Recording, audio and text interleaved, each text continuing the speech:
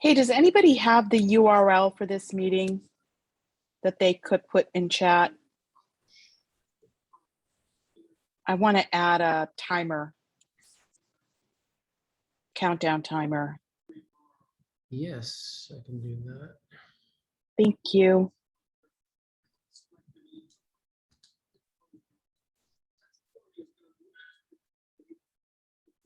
I hope this works. I'm just going to send it to you, Ritu. Cool, that's fine. See if this works. I just copied it out of the browser. Yep, Yeah. that's perfect. I don't know if that success is going to work for you though. At the end of it, I'm not sure. I can also take a look at the email itself. I looked at the email and I just have, it's just a link basically. It doesn't have the. Let me try. I'm going to send you one more. That works. That works. Okay, great. Yeah. Thank you. Ritu, are you going to be doing timing? I am.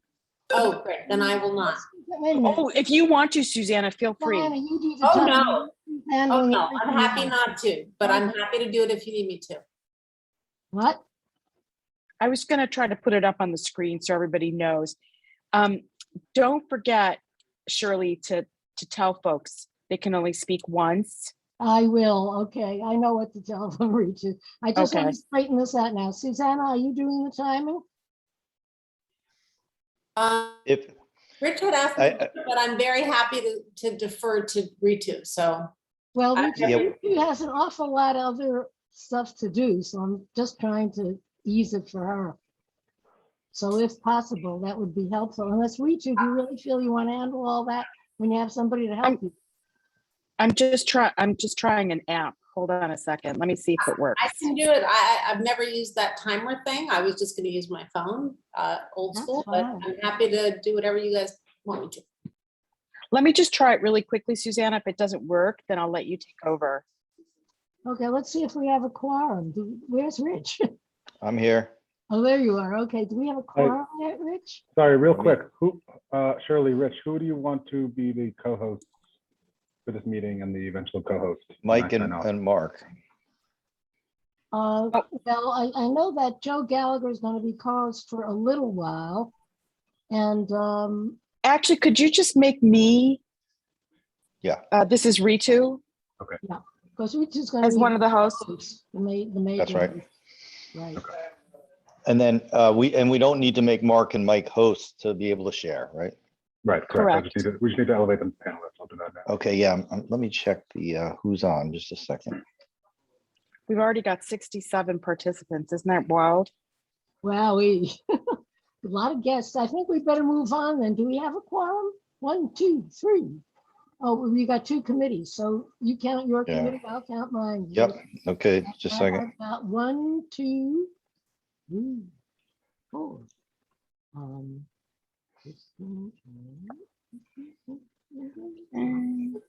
Yeah, I definitely have a quorum. How about you? Yeah, I've got 8, which is at Okay. least, yeah, that's enough. Yep. And I think we are about to start, and I will start off with welcoming everybody to our joint Traffic and Transportation Committee, Parks and Waterfront Committee meeting tonight.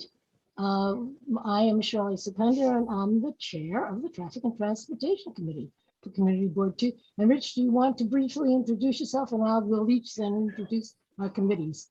Sure. I'm Rich Cacapolo. I am the chair of the Parks and Waterfront Committee. Righto. Okay, so first thing I'm going to do is call attendance for the Traffic and Transportation Committee.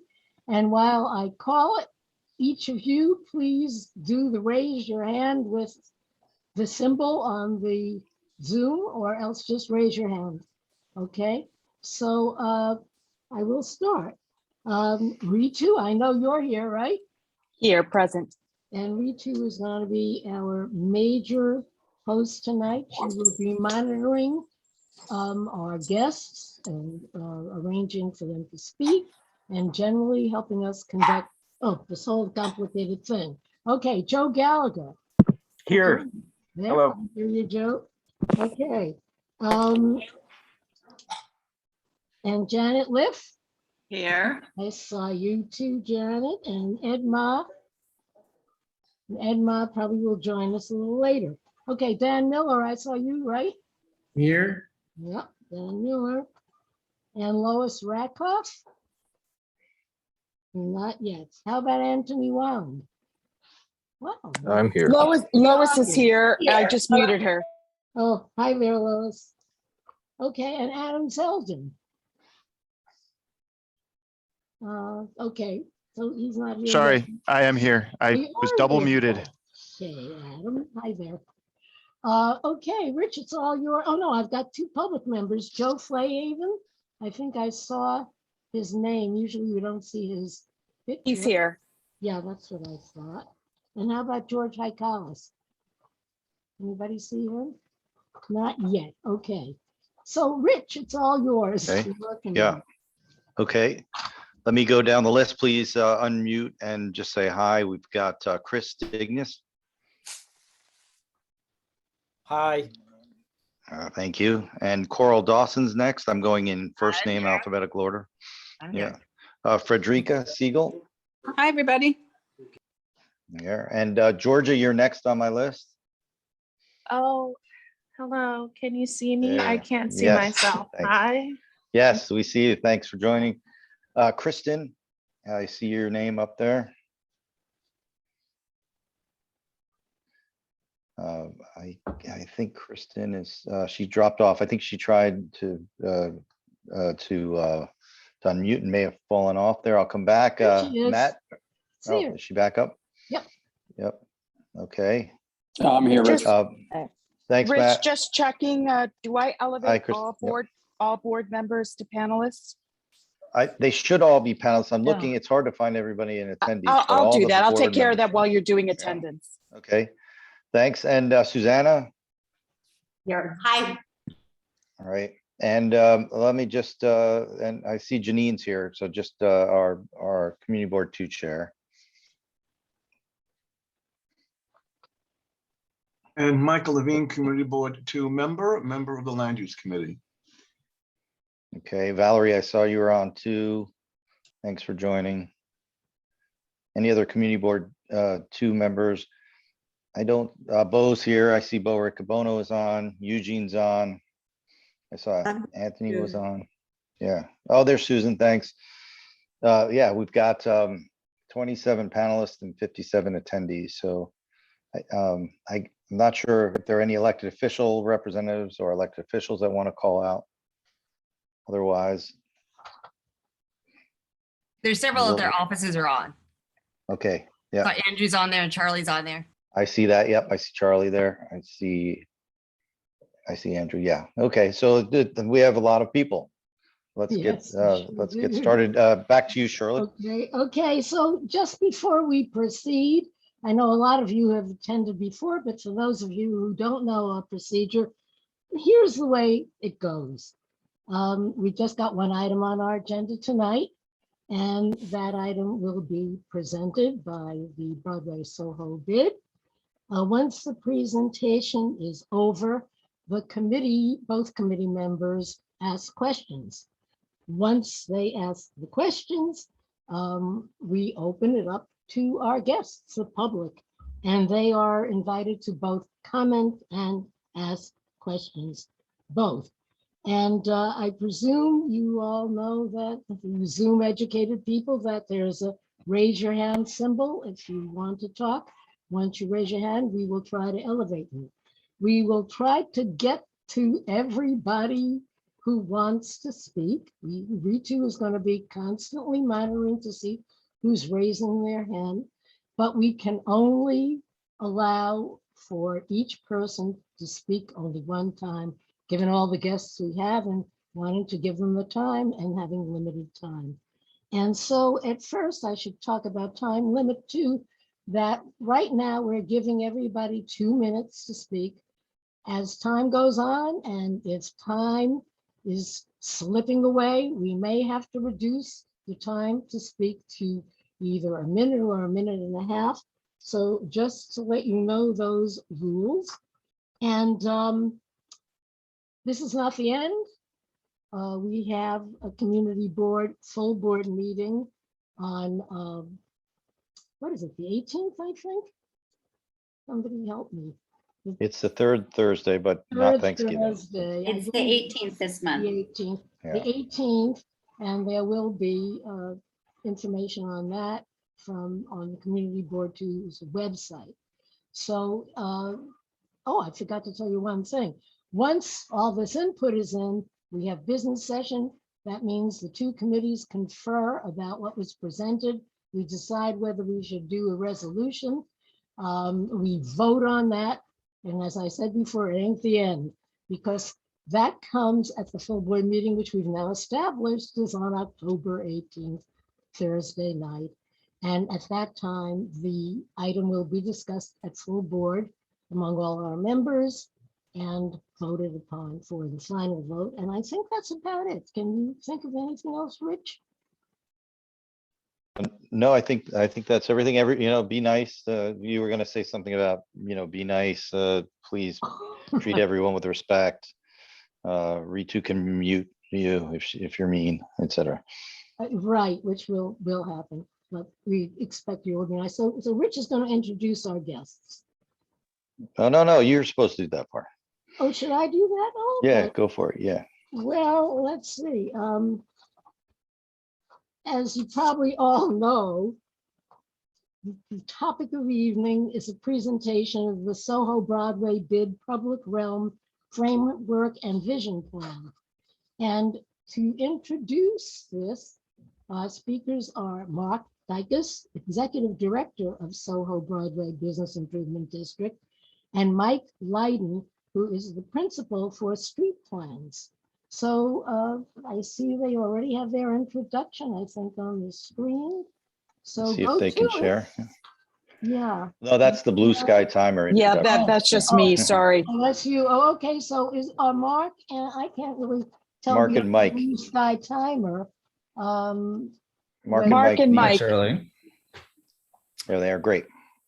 This is Mark Dykus. I'm here. Mike, are you on? I am here as well. I am actually unable to share my screen while the blue sky timer is being shared. Yeah, that's what I said. I can only see the blue sky timer. So whoever is using that, could you remove it? And let Mark and Mike Ritu's taking it down. get their presentation on. Okay. So anyhow, There we go. Okay, there you go, guys. Oops, there goes that blue sky timer again. Just bear with me. Sorry, guys.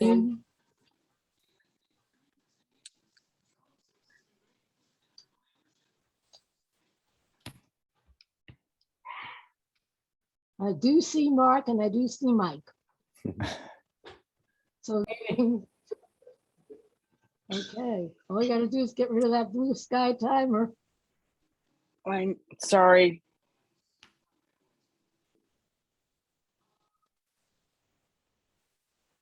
There we go. Okay, here we are. Okay, I can share. Oh, Oh it's no, back. here we are again. It's a bot. How much time are we taking?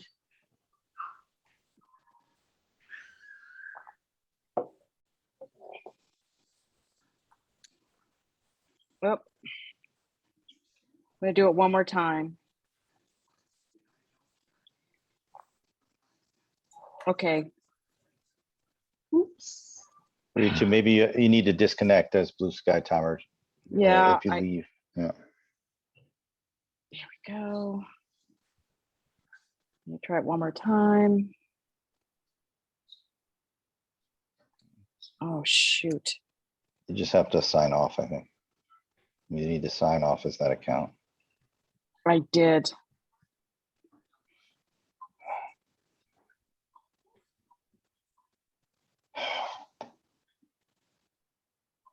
All right, can you just share screen as soon as I go off? Rich? No, it's not me. I'm not sharing. It's Mike that's sharing. Can try. Mike, Yes, I'll can try. you- Okay, as soon as I go, just there we go.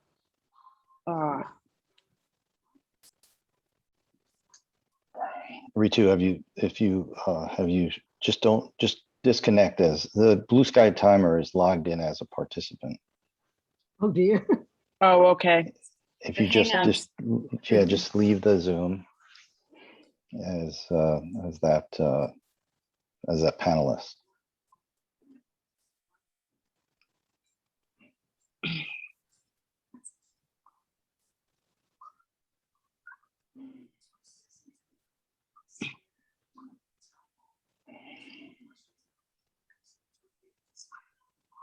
Okay. Thanks.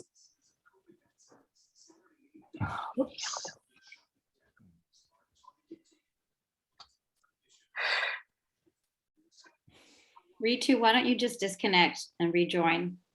Okay, will do. Why don't you make me a co-host? Okay. Then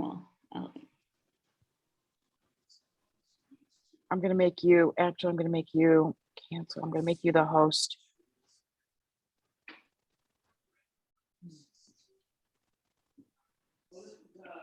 Okay. Mike, can you share your screen now? I cannot. Okay, let me make you a co-host, just a moment.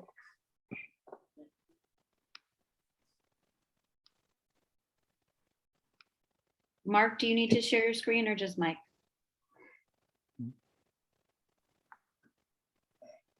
And Janine, can you kick out blue sky timer? I think I can.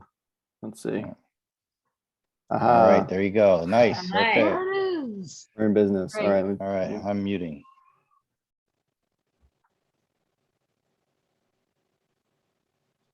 Okay. Thanks, everybody. Mark, you want to kick us off?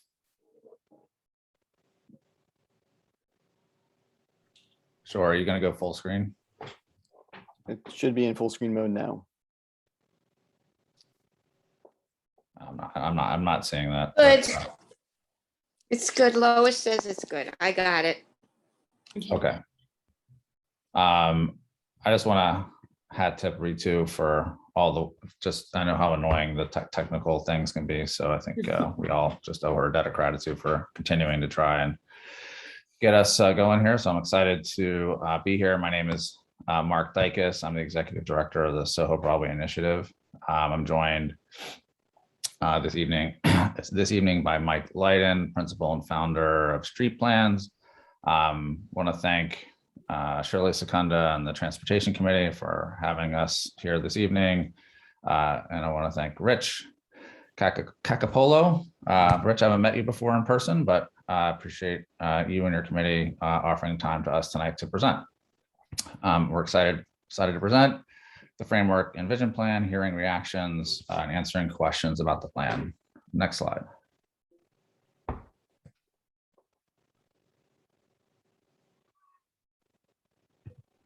Can you not see that, Mark? Yeah, I can't see it. Okay, I'm seeing it. Does anyone else see what I'm seeing? I'm seeing full screen, the introduction slide. No, we're seeing your computer screen. Oh, okay. I'm seeing it full screen. 1 second. Let me try to. Now we're on the stand. The tech problems all around tonight. Let's see.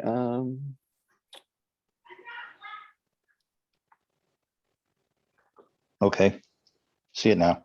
You can see that, but you couldn't see it when I was in full screen mode. I think I'm not being Yeah. enabled to Yeah, don't worry about show it. my full desktop. So we'll just go with this, I guess. So let me Good just idea. scroll back up. Yeah. There we go. All right. So this is hopefully a familiar picture to most of you. SoHo is one of New York's most recognizable neighborhoods. It's known for its one-of-a-kind loft apartments, historic cast iron architecture. It's known as an arts and culture center, a shopping area, a job center, and a popular place to live in, work in, and visit. SoHo has continually evolved, continued to adapt to the times. As SoHo has adapted with the times, the demands on the public space have also changed. But SoHo's public spaces, our streets and sidewalks, remain largely the same, with little to no change to adapt to these changing needs of the neighborhood. It's now, a vibrant shopping area, working area, and vibrant place to live. But we have streets and sidewalks that haven't been changed in over 50 years. As the pandemic has ebbed, we've seen a steady return of people to SoHo to shop and visit and live. And we've also seen a return of some of the chronic issues that face our neighborhood and this district: congested sidewalks and too much traffic, to name a few. Next slide. The SoHo Broadway Initiative is the not-for-profit that manages the neighborhood-focused business improvement district along Broadway from Houston to Canal, and the intersecting cross streets of Prince, Spring, Broome, Grand, and Howard. As you'll notice, the plan includes Crosby and Mercer Street that runs parallel to Broadway, as they're immediately adjacent to our district, and a majority of Broadway buildings touch those streets. The initiative is a unique business improvement district in that we represent residential and commercial stakeholders equally. Our board is 50% residential and 50% commercial, as are most of our committees. This work was also informed by a public realm task force that was also a mix of residential, commercial stakeholders, as well as elected officials and city agencies, including DOT. Next slide. So why develop a public realm plan? Why now? As most of you know, there are some longstanding issues in the neighborhood. Those issues include overcrowded sidewalks, traffic congestion, lack of green space, lack of open space, lack of places to sit, noise issues. This is a picture of Broome and Broadway, which I know many of community board members know. The pandemic has led to a fundamental rethinking of how our streets and sidewalks are used, both here in New York City and around the world. We've seen cities rethink how these spaces are used. The pandemic gave us a moment to pause, to look at what others were doing around the world, and encourage the initiative to embark on this rethinking of our outdoor spaces. How can we make our streets and sidewalks better for residents, workers, and visitors? Next slide. I'm going to pass it on to Mike, who's going to talk about some pre-planning work that was done, and then talk about the plan. Great. Thank you, Mark, and good evening to everybody. It's great to be here. I will just apologize in advance for any noises coming from my 9-month-old baby or my 3.5-year-old who are running around somewhere in our apartment. With that out of the way, I'm happy to kind of jump into just a quick high-level overview of the existing conditions. And what's really exciting for our firm to work on a project of this scale is that it is very manageable in terms of really doing more detailed analysis. You can really physically understand the district because it is just not that large of an area. So that's been a real pleasure to really dig into what's there today and learning more about how things got to be the way that they are today. So I won't run through all the existing conditions. If you're interested in the plan, all that lives in the appendix. But I will share that we did a lot of this analysis to inform the recommendations and to really sync those up with the public engagement work, which I'll talk about in a few minutes, as well as what we're hearing from the SoHo Broadway board members, executive committee, and other partners. But really looking at the physical characteristics and the performance of the streets and sidewalks is really the main thrust here, and to better understand how amenity and how space is utilized across the district, and also the slightly broader study area. So I will dive in just a little bit on public life. When we think about the public realm, this is the space between buildings. And as New Yorkers, this is what we share together in our communities. Because of that, the public realm is highly contested. Everybody has different opinions about the way things should be designed, how they can be used, when, et cetera. So we understand coming to this process that the topic alone can be charged with people's strong opinions and passions for our neighborhoods and the future of our city. Overall, I think that's a great thing. But I will share that the public life in SoHo Looks beautiful. is what makes SoHo SoHo, right? The way people sit and use the district, the performances Who you got might chicken see, vindaloo? You? the way that people. Maybe we can all share a little bit. Can someone please mute themselves? Thank you. You can see how people inhabit the streets as a fashion parade on a daily basis. So in the event, we were studying where activity and what kind of activity happens across the whole study area. and found a range of ways that people are using the district, from sitting, dining, socializing, finding quiet respite, tucking themselves away in a building to take a phone call, eating on the street. So anyways, we just studied it in detail to understand where that activity is most common. As you know, in addition to the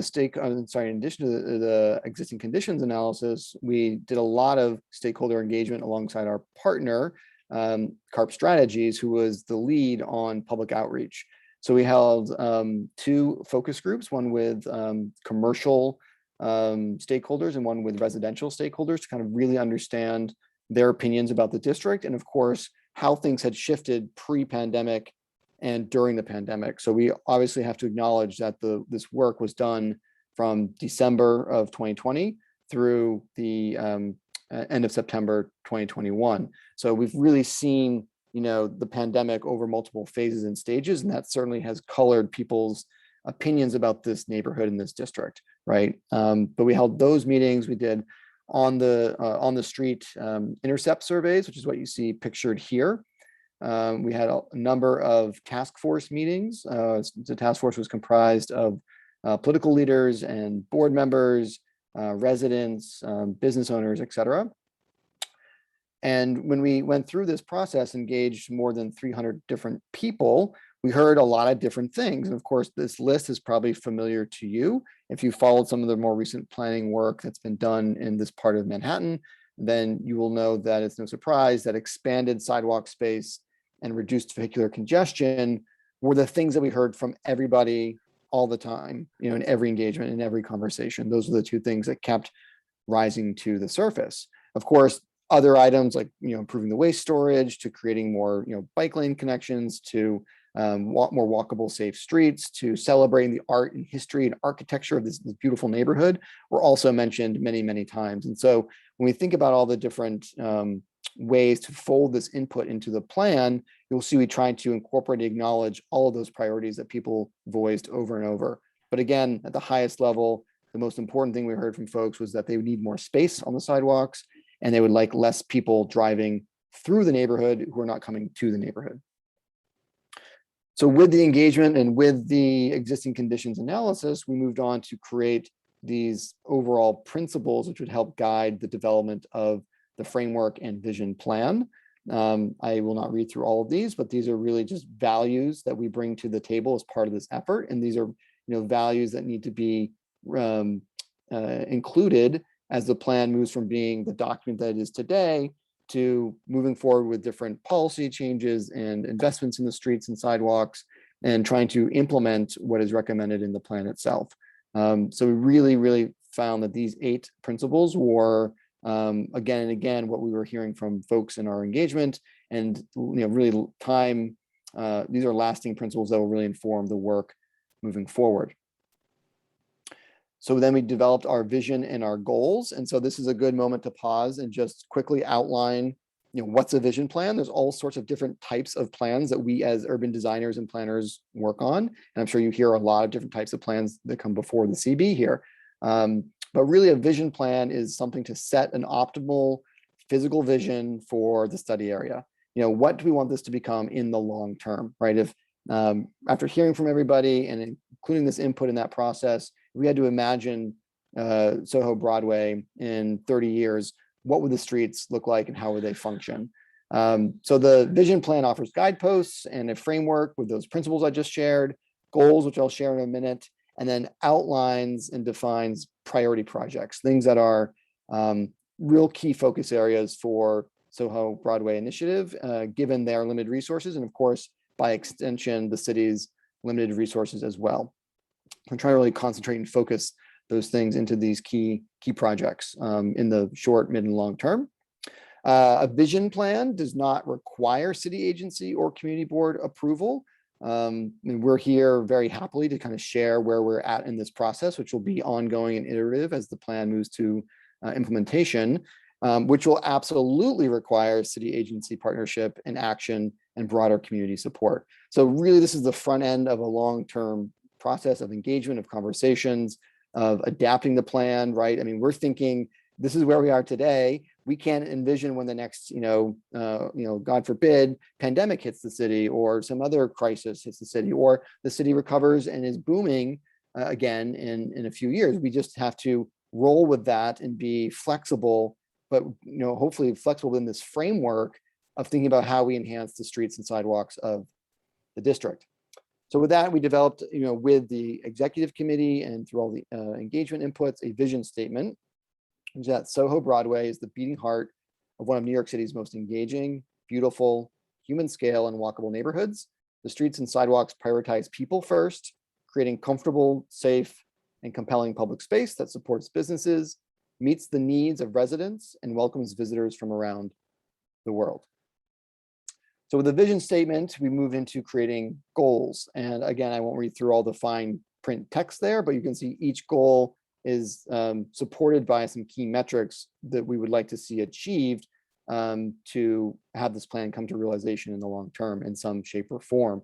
So primarily, again, provide more space for people. That's primarily in the sidewalks. There is not any other available open space within the study area except for the streets and sidewalks. So that's where the space has to come from to make this a more comfortable and livable community.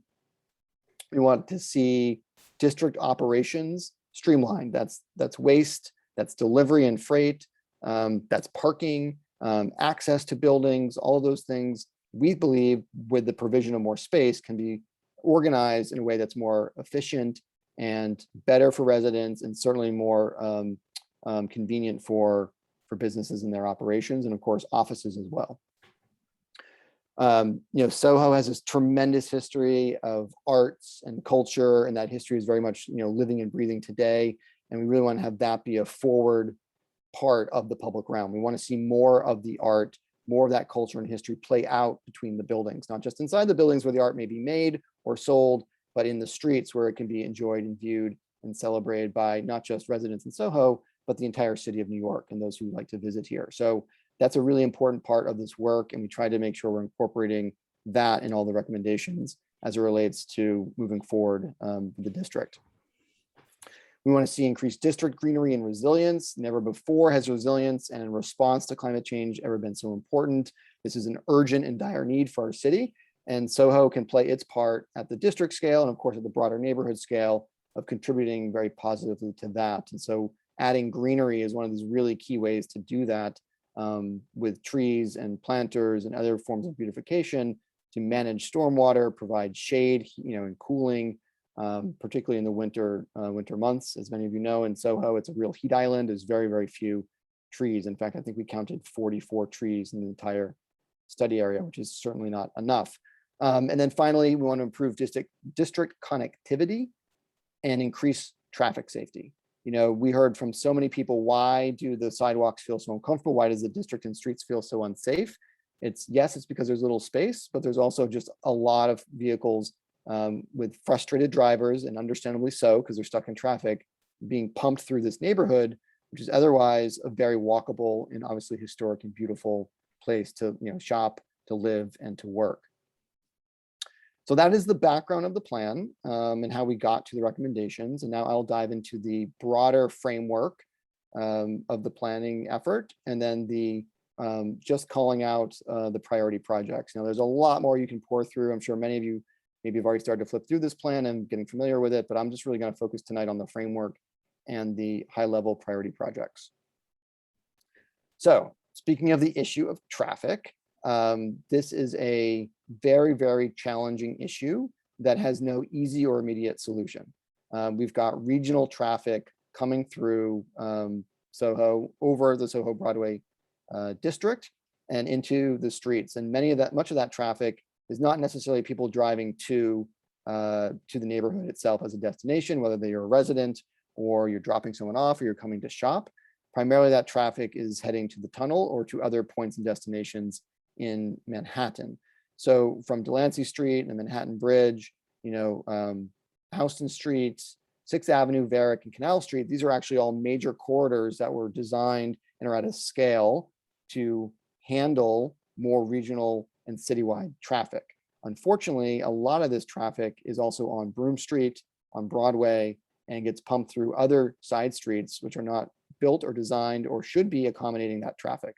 So the idea here is to think of that frame around the neighborhood of major streets, major transportation corridors, transit access and transit service, and driving lanes to help people move more efficiently to their destinations, while trying to deprioritize driving internally to the neighborhood. Now, there's a broad range of tools and strategies and policies that can be adapted and mixed to help achieve this overall goal of lessening the amount of through driving happening in the neighborhood. It's not going to be any one single strategy that will achieve this long-term goal, but we really think that first and foremost, if we could change the form and function of the neighborhood, it would start with reducing the number of people driving through. And what's interesting is the city of New York, through the Department of Transportation and through other business improvement districts and many other community partners, has begun that work along Broadway, as many of you must know, as far north as 59th Street and Columbus Circle, all the way down through Herald Square, Madison Square Park to Union Square. And of course, the 14th Street busway, being as successful as it has been for safety, walkability, and transit access, is another one of the east-west spines. And so the idea is, how do we now link that those improvements and the quality of life changes that has created further south through this district to connect to City Hall, where south of City Hall, you've got a Broadway that's also been changed over the years to be more safe for walking and cycling and transit access. So, we're really seeing SoHo Broadway as that link in that linear network, where we have a really important role to play, and that would have broad reaching impact and positive benefit, we hope, for residents and for businesses and for visitors. To deliver on that framework, we structured the plan with tactical moves. So these are the things that are short term. They can be event driven. There are arts. It's about culture. It's about providing space and ways for people to gather more safely in the neighborhood. It's really small and expensive things that the SoHo Broadway initiative can just do with its own resources, to strategic initiatives, which are really going to require partnerships with local stakeholders, with the City of New York and various agencies, of course, with community members, and really rethinking how things like parking policy and transportation policy and how waste and freight all work together and get coordinated over the long term. Now, that's something that can be started soon, but you probably won't see the fruit of that labor and that collaborative work until there's more inputs and more study, more design work that has to be done. So again, this is really the front end of that process. And then finally, these would result in the ability to achieve the key projects, which I'll go through in a minute. And then finally, all the supporting actions are, the great work that the initiative does to, clean the streets, pick up the trash, remove the graffiti, program the streets with events for the community to enjoy, et cetera. Those things are obviously ongoing and critical to the core work that the SoHo Broadway initiative does on a daily basis. So with that, we've got 4 key moves. So I'm going to walk us through what this vision entails via those 4 moves. And I will start with Broadway. No surprise, this is our priority, is to focus on Broadway and to make this a much more comfortable space for people. This would be a representation of the long term, right? If we had to think about greenery, think about public art, think about more seating and comfort, think about supporting businesses, making the streets safer, this would be one way to do that.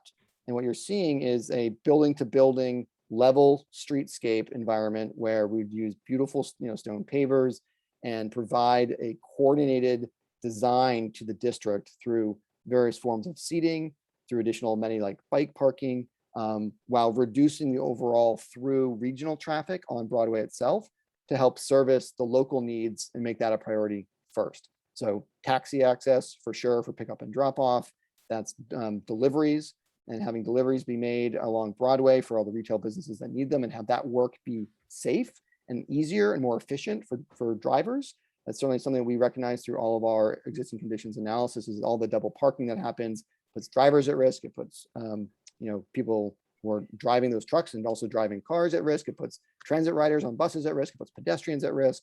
So really trying to dedicate and allocate space for those operations to happen and happen safely and efficiently would be part of the goal here.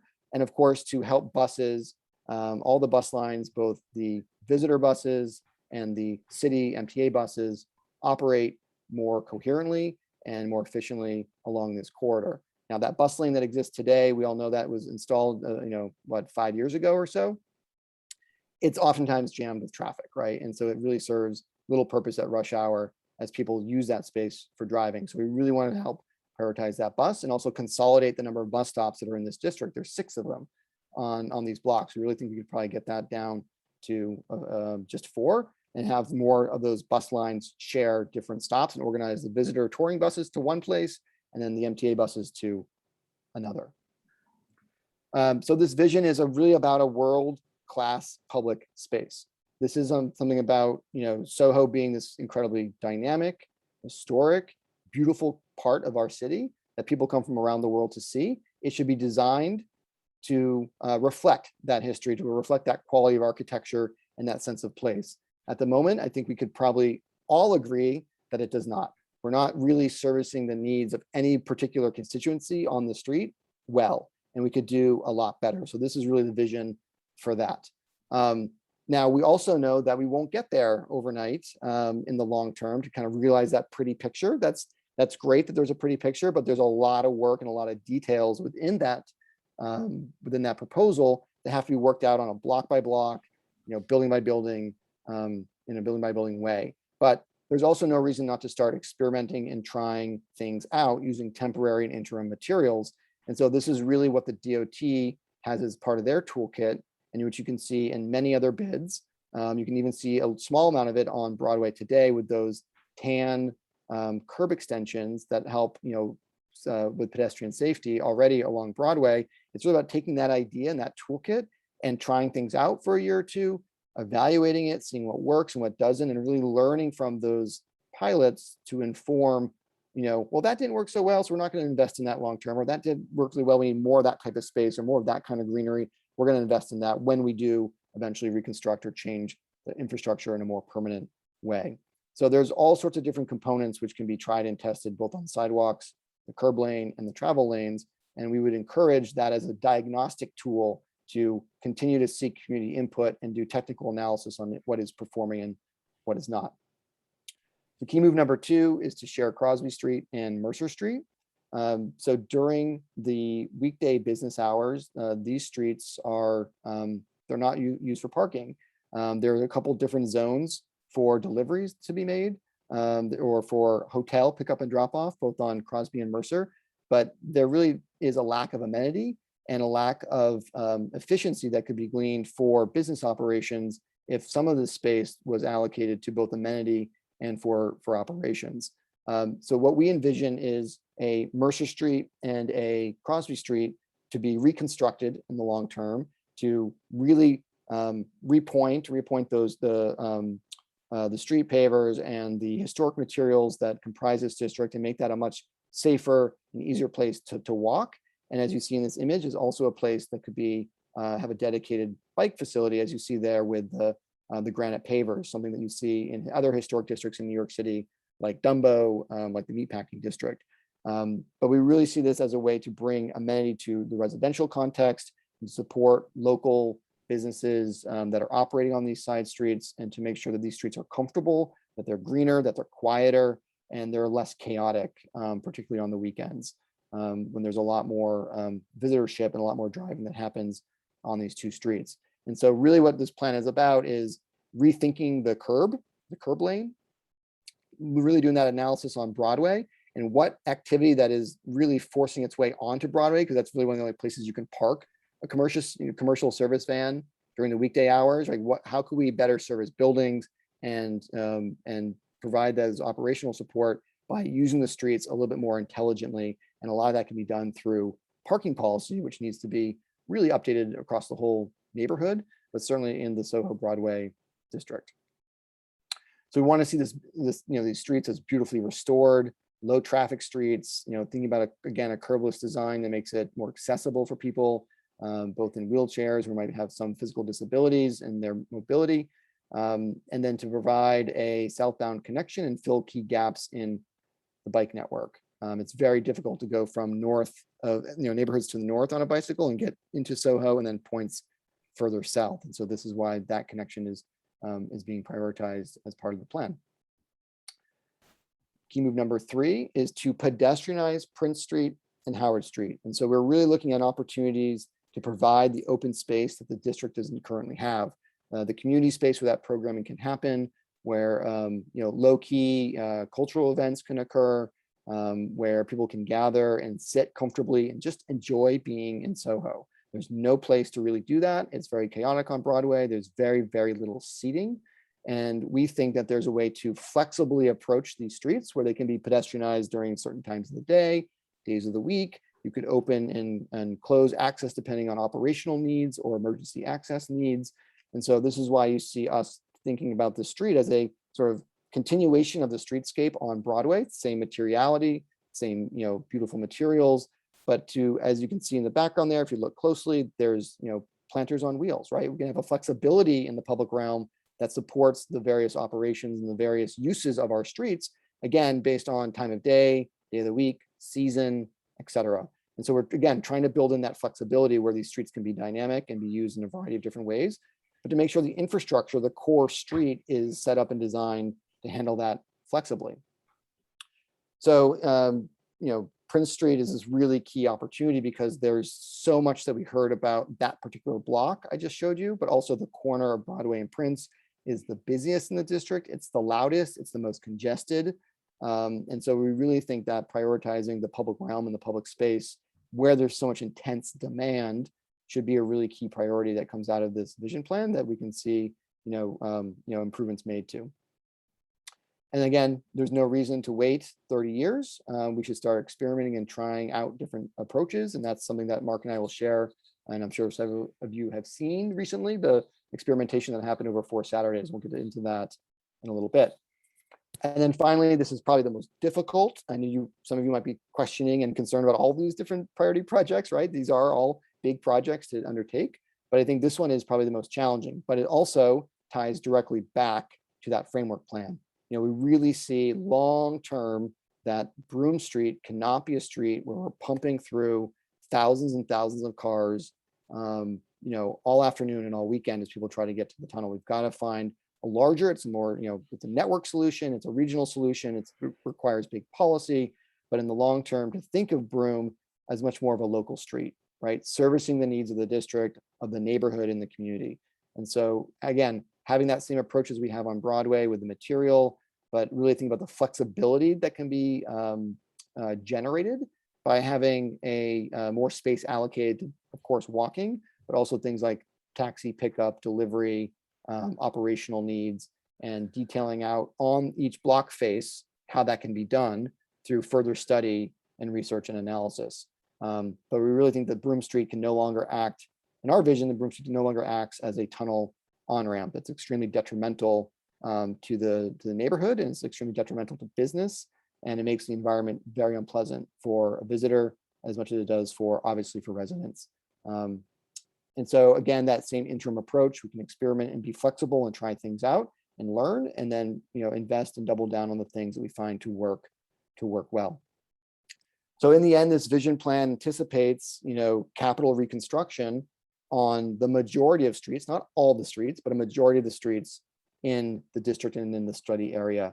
And I've gone through a number of those already in some detail, but of course there's a lot more there to dig into.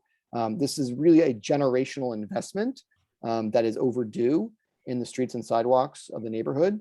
As Mark mentioned at the top of the presentation, these streets were not designed to handle the number of people, the types of businesses and operational demands that are there today. Just think about deliveries alone and the spike and rise in deliveries that was rising each year, but then kind of hockey sticked once the pandemic hit and the deliveries were really much more important, and we're not going to see that necessarily abate. So this is really a key aspect of this long-term thinking. So I'll turn over to Mark to help us end this presentation, and we'll conclude with just an overview of some experimenting we've already started. Mark? Yeah, thanks, Mike. I guess first I just want to acknowledge that change is hard. That there are some long-standing ways of doing things that people, I think, have come to accept. And I think that what the pandemic has shown us is that there are ways to rethink our outdoor spaces. The noise, the traffic, the crowded sidewalks, the lack of green space, lack of public art, we've seen this city and cities around the world rethink those spaces in ways that prioritize people over vehicles, creating opportunities for greening, gathering, public art, seating, and other important amenities that have long been called for this community. We're here tonight to hear answer questions, hear feedback. That's going to be ongoing. We're doing a series of question and answer sessions on Fridays, which people are open to the public. They'll be in small group settings. And we've done a demonstration project, which you see here on Prince Street, which we closed for 4 consecutive Saturdays from Broadway to Mercer, to see how the space was used and how the closure impacts the neighborhood, and you know how the neighborhood tolerates it, and what are some of the benefits and some of the detriments that these sorts of changes might have. So I want to ask Mike to talk a little bit about what we heard. We did some surveys where we heard from over 300 visitors, including neighborhood residents. And we also observed how the space was used. So I'm going to ask Mike to talk quickly about that, and then we'll be happy to answer questions. Great, thanks, Mark. So no surprise, there's people are back in Soho. They're shopping, they're visiting, and they are on the streets, right? And so we saw this one block plaza really serve as a release valve for all that pressure on the sidewalks. We were doing pedestrian counts between 2 and 5 o'clock in the evening. We did that on the first weekend and the last weekend of this demonstration project. And there were more than 8,000 people that we counted walking on this block alone. And that's a tremendous amount of use, especially when you compare it to an average day. You see about 4,500 vehicles traveling along Prince Street. So just that's 24 hours, by the way. So in 3 hours, we were seeing 8,000 plus people. Nearly 9,000 on one of the Saturdays.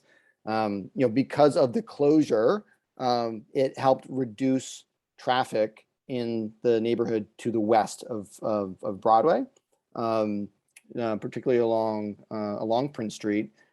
Seeing that was really interesting as traffic diverted around. The tables and chairs and the amenities that we put into place were very well used, particularly on peak afternoon times. Right after lunch, all the way till about 4 or 5. It was very, very busy in terms of the use. We also saw some variation in that use, and so we were studying that, and I'll tell you about that in a minute.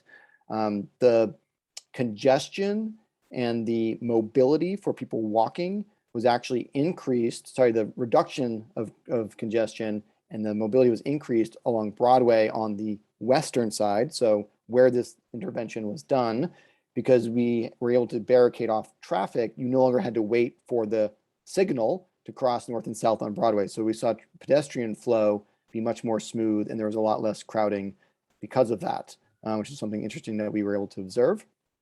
Noise, which through our analysis could peak at nearly 100 decibels on a normal, Friday afternoon. By the way, that's about 28 decibels above what is considered to be safe. So those of you who are living and working in this environment are exposed to that, and it's not safe.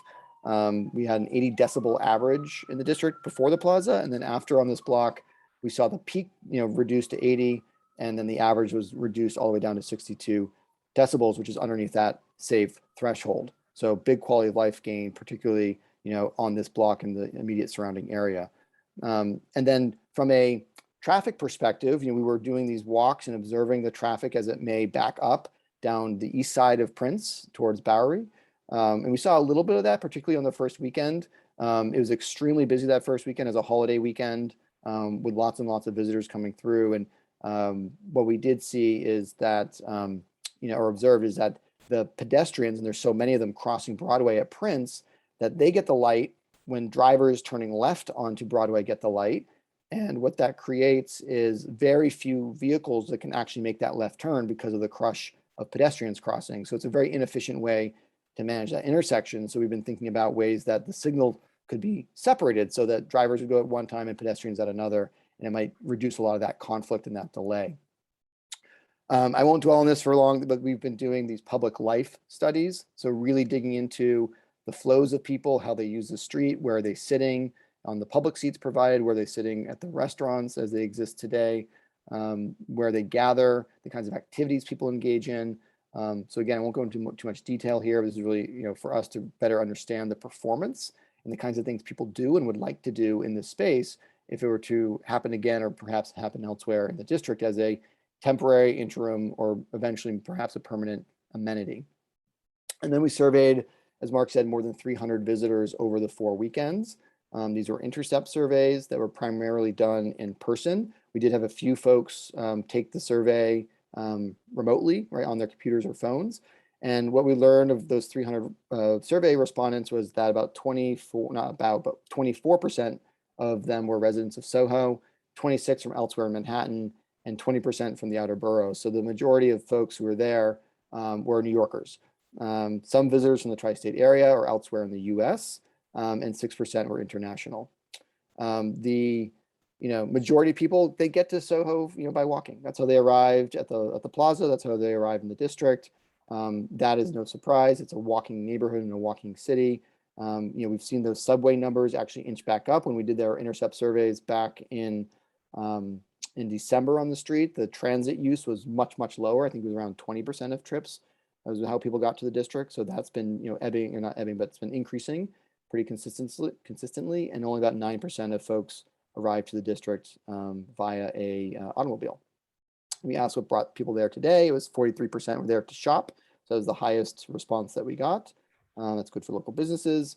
And is the Little Prince Plaza a welcome addition to the SoHo Broadway area? Of the 300 respondents, 89% agreed or strongly agreed with that statement. And then very similarly, would you like to see the streetscape changes like this made more frequent or perhaps more permanent? And we saw 87% said they agreed or strongly agreed, with 9% disagreeing or strongly disagreeing. So very, very few people were neutral about this project. That's one summary. And then finally, we were able to dig into that data deeper and just pull out the response from the 74 SoHo residents that responded to this survey. And numbers inched down a little bit, but still very, very strong agreement with those two statements. Nearly 80% were in favor of the changes, either temporarily and more frequently, or perhaps even more permanently. So that was very valuable data for us to hear from a broad range of people on the street, with a example of a public realm improvement to look at and to experience and to learn from.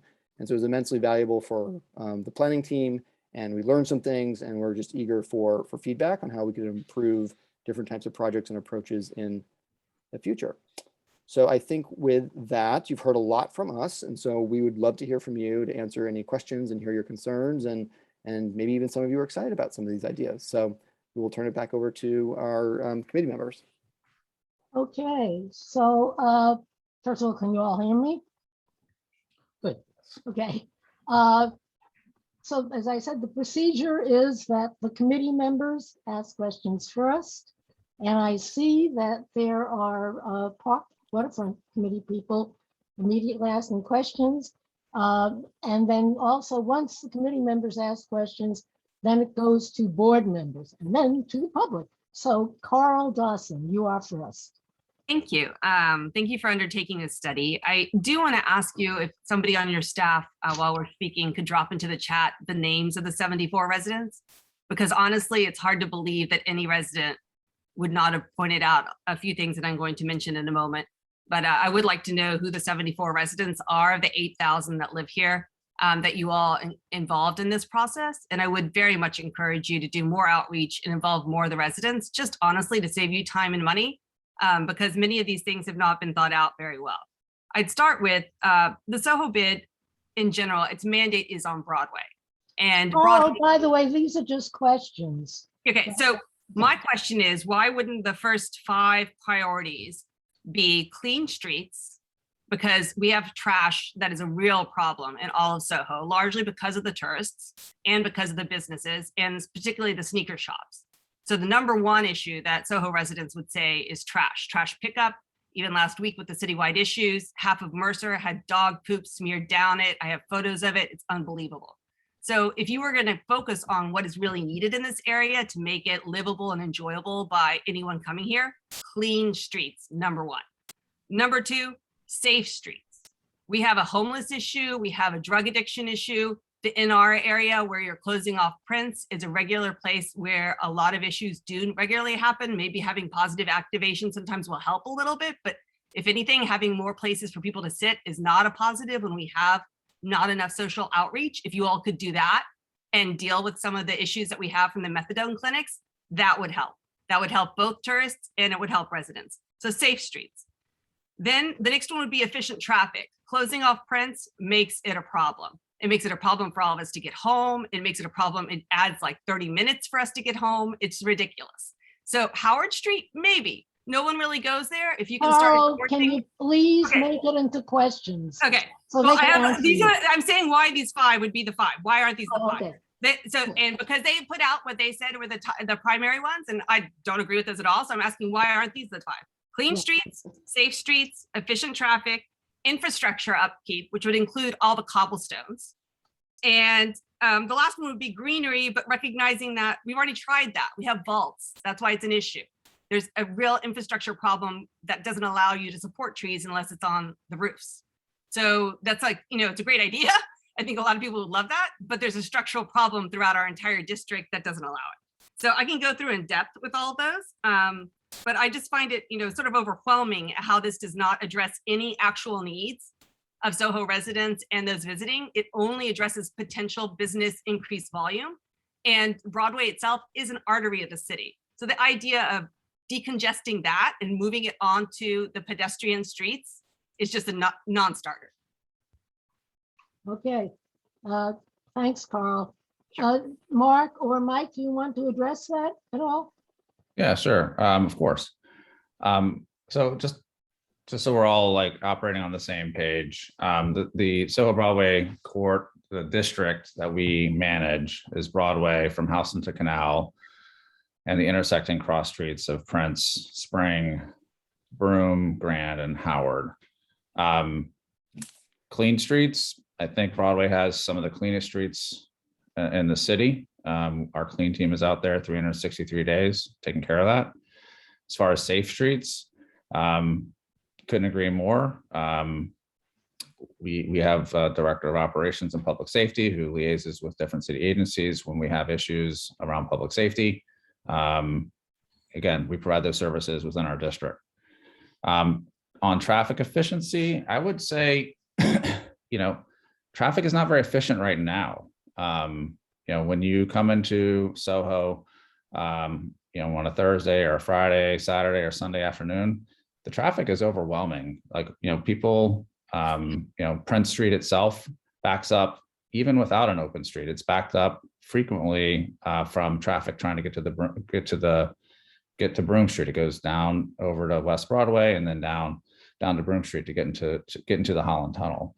And I think what we're proposing here would make traffic a lot more efficient and accessible for people that live in this neighborhood. We've heard from people who have, families that include people with disabilities, and they're afraid of leaving the neighborhood because they can't get back to the neighborhood and they frequently need to drive. And this is, an approach that would help reduce the amount of traffic that's overall in the neighborhood while making sure. I want to know their name. I mean, no way. Come on, Coral, shush. Okay, enough, Carl. And then I'm just looking at green streets. I think while I think subterranean conditions are going to be difficult to do actual plantings in the sidewalks and in the roadbed because of the subway infrastructure and the vaults. That's why we're proposing, that's why our plan is proposing above ground planters. And if you've been to, I'd suggest go to the meatpacking district where they have some beautiful, large movable planters that they are able to put some very significant plantings, permanent plantings into that neighborhood. And we would be looking to do the same here. Okay, thanks, Mark. Susanna. Hi there. First, I want to commend you for having a bold vision. It's not easy to do that, but I do have a few problems with this plan. I'm going to give some feedback that I hope is helpful. You measure the traffic impact. You fail to measure the impact of traffic on the outside district. On page 26 of your report, of your your plan where it says controlling vehicular volumes, it does not show how traffic would increase on the Bowery and on the streets outside this district. So for me to Susanna, feel, can you phrase it like a question, please? well, I'm really giving feedback. So can you please, here's a question. Can you please do a study of the impact of traffic on the area outside the district? Because without that, it's just, it's not a holistic view. My concern is also that the stakeholders, can you please talk to stakeholders? I'll put this in the form of a question, who are outside the district. My concern, I think to myself, well, what if the Bowery had done this plan and their plan was to shut all the traffic on the Bowery and reroute it to Broadway? I'm not really sure that it's quite fair. So those are my two questions. And then my other thing is that, you know, I know that if you reduce, we would all like to see less vehicular traffic. And there's this theory that if you reduce the amount of places where cars can go, there will be fewer cars. But the converse of that is if you widen the places where pedestrians will come, maybe more pedestrians will come and more visitors will come. And one of the things you're talking about a lot here is not just vehicular traffic, but also pedestrian traffic. So I would be interested to know what the impact might be on increasing the demand of pedestrians to come here. Thank you. Thank you, Susanna. And Eugene, I see that you have your hand raised, but first we go to committee members. So Are we allowed to answer the question? Wittenberg. Can we, and, Shirley, could we just Answer the respond? question? Could we just respond to oh, those You questions? want to respond to Susanna? Okay. Yeah, I think Susanna raises some really good points, and I'm gonna pass it to Mike here in a second. But you know, as when it goes to traffic impact, you know, in this area, absolutely a traffic study needs to be done. Like we represent, you know, a small piece of the overall neighborhood, and our goal is obviously to make the neighborhood is our focus is on Broadway, but we're trying to make the overall area better. And one of the things that needs to happen, two studies that really need to happen is a traffic study and a parking study. And that's something that we'll be asking DOT to do, if, you know, as we are able to move forward. Mike, you want to talk a little about some of the other questions you had? Well, just yeah, zoom out. This is a vision plan. That's the very front end of having these kinds of conversations. And in the plan, there's recommendations for those very studies. So we can't do all that work under one scope and one budget item. You know, this is a sort of a sequential process. And so that will definitely have to be undertaken. And then more broadly, I think you raise a great point. You know, we don't want neighborhoods that working at cross purposes with their visions. And so really it's the DOT, it's our electeds, you know, it's you all at the community board to help, you know, coordinate and figure out how this stuff works together. You know, overall, as a city, you know, we need to have less driving happening around the city. We've obviously seen traffic, you know, totally resurgent and exceed pre-pandemic levels, not sustainable, not safe, not healthy for folks. And so, you know, we can't solve that problem, unfortunately, on a slice of Broadway, but we look forward to, you know, a bold vision coming from the city and our next leadership to really think through at a larger regional scale how we manage that problem, because it is a problem. But your input is great, and we totally agree. Okay, Susan Wittenberg, please.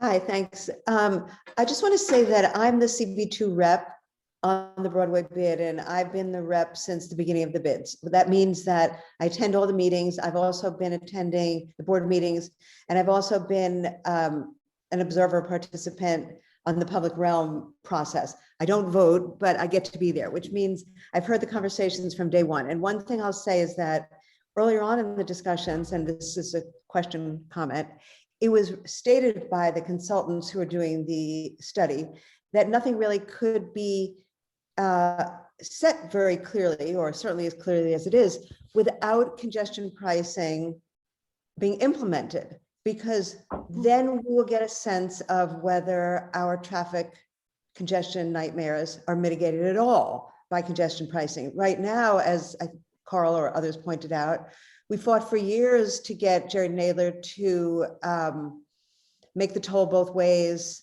going through the Holland Tunnel. We thought we would see relief on Broome Street, but because of COVID and no one taking, or not enough people using public transportation, as people have said, the traffic is worse than ever Here, it's like a Friday in the summer rush hour every day. So we're now in a unique situation that needs to be observed over a longer period of time and get the congestion pricing in to see where we are.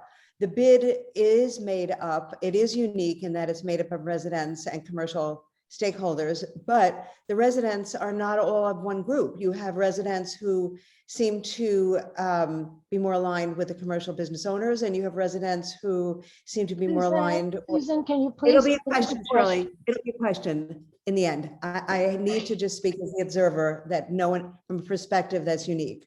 So I do feel the questions coming from the residents. I support them in saying their views are not adequately represented both on the bid and in the process of this planning. Also, I have heard comments from on the bid itself from retail representatives who are very concerned about this because they feel most of their shoppers, or a significant percentage, don't only take public transportation. You know, they come from other areas. They come in, much as we don't like it, by cars and other means, and they don't want to lose those as customers. So right now, and this will be a question, we have a situation where, to be fair to our residents in other parts of our district, they see that open streets and restaurants, outdoor dining, has made their lives a nightmare in a way they couldn't have imagined that would have happened before COVID. So of course there's concern that if you make the streets pedestrianized, over pedestrianized, will this become a gathering place in the evening? And right now our residents, fairly enough, are fighting because of traffic congestion and pollution, noise of deliveries. So now maybe finally they'll get relief about traffic, but they'll still have the issue of deliveries, which this doesn't really address clearly. So I do agree that it is the future to increase pedestrianizing our streets. That is a visionary approach. Susan, did you ask your question? Because we have other people. Yes, ready to my talk. We have to question move on. is, can you give us more assurance than we have seen, which hovers around none, that you are adequately talking to the people who live in this district?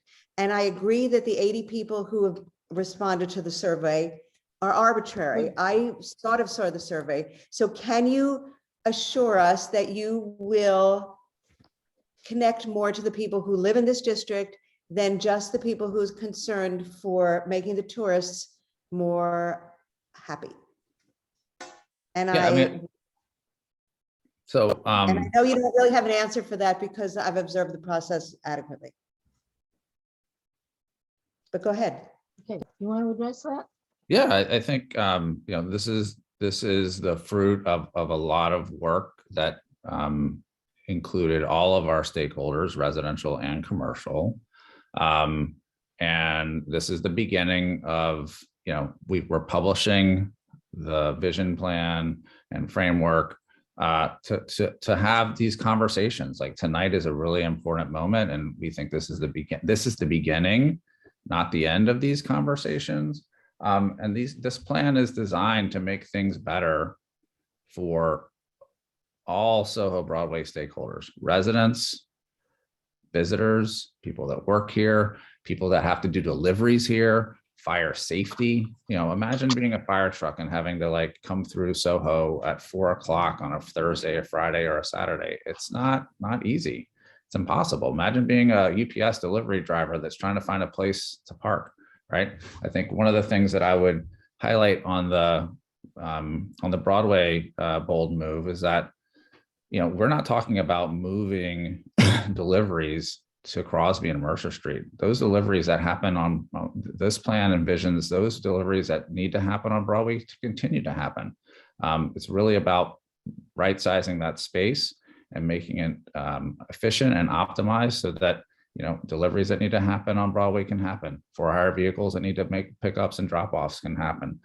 Pedestrians will have more space, we'll have more greening, all of those things. And so absolutely, we're committed to continuing the conversation with the community, you know, throughout. And I think we've done a really good job of listening to the community so far. Thank you, A Mark. reminder, And there's Susan, listening by the way- sessions, on these Fridays that are on the SoHo Broadway website. Community doesn't agree, but thanks for your opinion. You can get Excuse invited me? to those. said the community clearly does not agree, but we respect your opinion. The residential community, if you read the chat, clearly does not agree. I think but the residential community who's here tonight is sharing their perspective. Absolutely.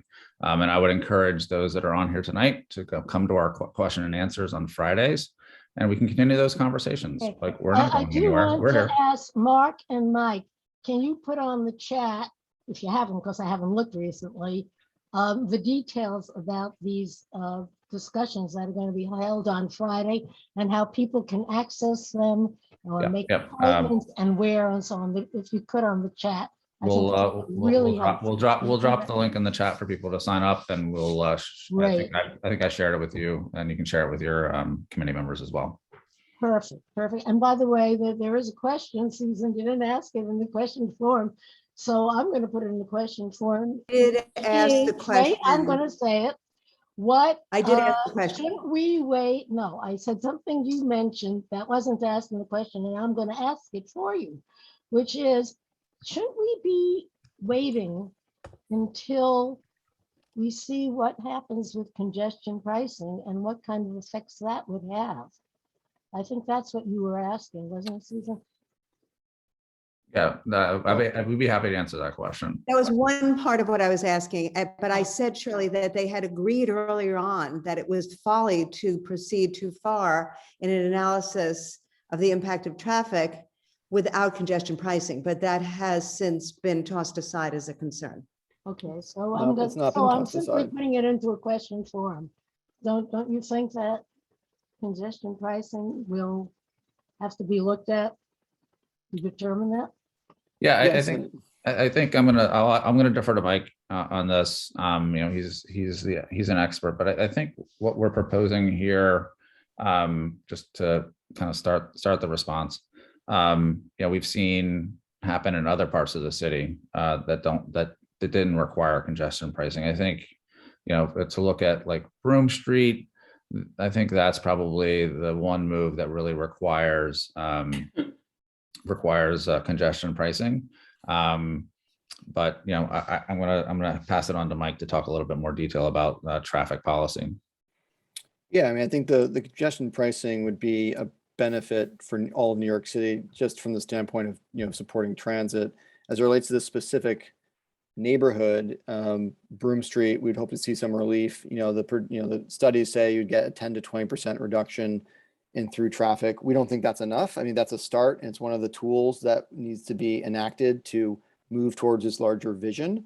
But there are many, many cities around the world who have set precedents with traffic evaporation through design and policy that removes a lot of this, the through and regional traffic, and does not require congestion pricing. So there's a lot of tools at play. I think if you want to dig into the details of how traffic evaporation works and how traffic planning can work, great current peer city examples in London and in Paris. One has traffic congestion, one does not, but they have very, very ambitious policies. Congestion pricing. One has congestion pricing, and one does not. But those two cities are great precedents for rethinking how the whole system works. And so we'd be thrilled to see congestion pricing pass to support some of the ideas in this plan, but this plan can be achieved, some key components of this plan could be achieved without it. And I'll end with one quick example. Broadway used to see more than 20,000 vehicles a day before the bus lane was put into place. That number is now about 15,000 a day because you were able to remove one vehicular lane of traffic. So it may not feel like you have less traffic. You certainly have plenty of congestion, but overall you are seeing less vehicles on that street every day. And what that does is it reduces pollution and also pedestrian safety and exposure risk. So, that's a way you legislate the amount of traffic you get by the amount of space that you get it. And that's just been studied extensively. So we would hope to achieve some of those same outcomes at a larger scale with the city and with, other partners as well. Okay, I'm going to call on CB2's chair, Janine Kiley, since we'll give her priority. Okay, thank you for this presentation. I have questions on just sort of the scope and the process. in terms of, I have questions on the two surveys. The survey that you mentioned at the beginning, was that the one that was done in March 2021? One of the two, yes, the via email Okay, survey. because Yes. I filled that survey out, so I'm one of those people. I also put in the comments, which I'm sure you have access to, it was a little bit of a leading survey. So you had there were 7 choices or maybe 8, I can't remember, of what you wanted. And you had to rank them 1 through 7, but you couldn't say you didn't want a choice and there wasn't an other option. So I do want to just point out that to people seeing the survey results, that I put those comments in the, do you have any other comment section? I by no means am a survey research expert, but there were a couple of things on there that I personally wasn't interested in, but I still had to pick them. And I just obviously ranked them lower. And then I did come out of the subway on the first weekend and actually even got my backside in your press release picture. But I talked to Mark and Brandon, but I don't, maybe that was the day your survey was down, but I wasn't offered, nobody suggested that I take a survey. So I just want to point that out. And then in terms of the outreach, I think it's great to have these Friday outreaches. It'd be nice if you could have something on a weekend or evenings for people who work. Not everybody can make a daytime event. And then during your presentation, my questions on the part 2, Sharon Crosby and Mercer. Now I could go back and look at the chat, but it seemed like the majority of the focus was supporting local businesses on these side streets, and I didn't hear residents. And you also mentioned that you need to update the parking policies, and I was just curious what those were. Thank you. Thanks, Janine. And I know Bo has been waiting for a long, long time. So you go ahead, Bo, and then it's Frederica. Okay, thanks, Shirley. I just want to say, I'll try to do 3 quick questions. I don't know Mike's background, but question 1 is, I'm just wondering, I mean, I think his company is called Street Plans, if I'm not mistaken. That's correct. I'm just wondering what the mandate was that you were given by Mark and his group, because, I mean, were you asked to look at a certain geographic area and then come up with ideas, or were you asked to come up with ideas to pedestrianize SoHo? And that's very important. I don't know if you want to answer that right now, but it's what the mandate was, what you were looking at, what the parameters were of your study. I think would be very important to know. I don't know if you can answer that right now, but that's one question. We can Okay, Shirley, sure. Let me just do the 3 questions and then it's easier to go one by one. So okay, all right, go ahead. Forget the first or second. Do you want to start, Mark? Or you want me to start? I think the mandate was to look at our public spaces and to really react to what we've been hearing that were problems, right? Like lack of open space, challenges with garbage and deliveries, lack of green space, lack of public art, and all the traffic congestion. We then, as part of the process, we did community engagement. We did intercept surveys in December and March. We did the community survey, which Janine just referred to kind of to hear from the community what should the priorities be, what should be the guiding principles, and that really informed what Mike was asked to do. And I would add, like, we've had these we've been working in this space for quite some time. Like we've become very comfortable with it, but we know, like, initial reactions are like, there's no way some of this stuff's going to happen. But what we found is over time, as you have these conversations and you look at other precedents in the city and how they've done this, like how they've rethought the streets and sidewalks, that the priorities that the community has shared, are achievable depending on how the policies that we follow. I don't know, Mike, is there anything you wanted to add to that?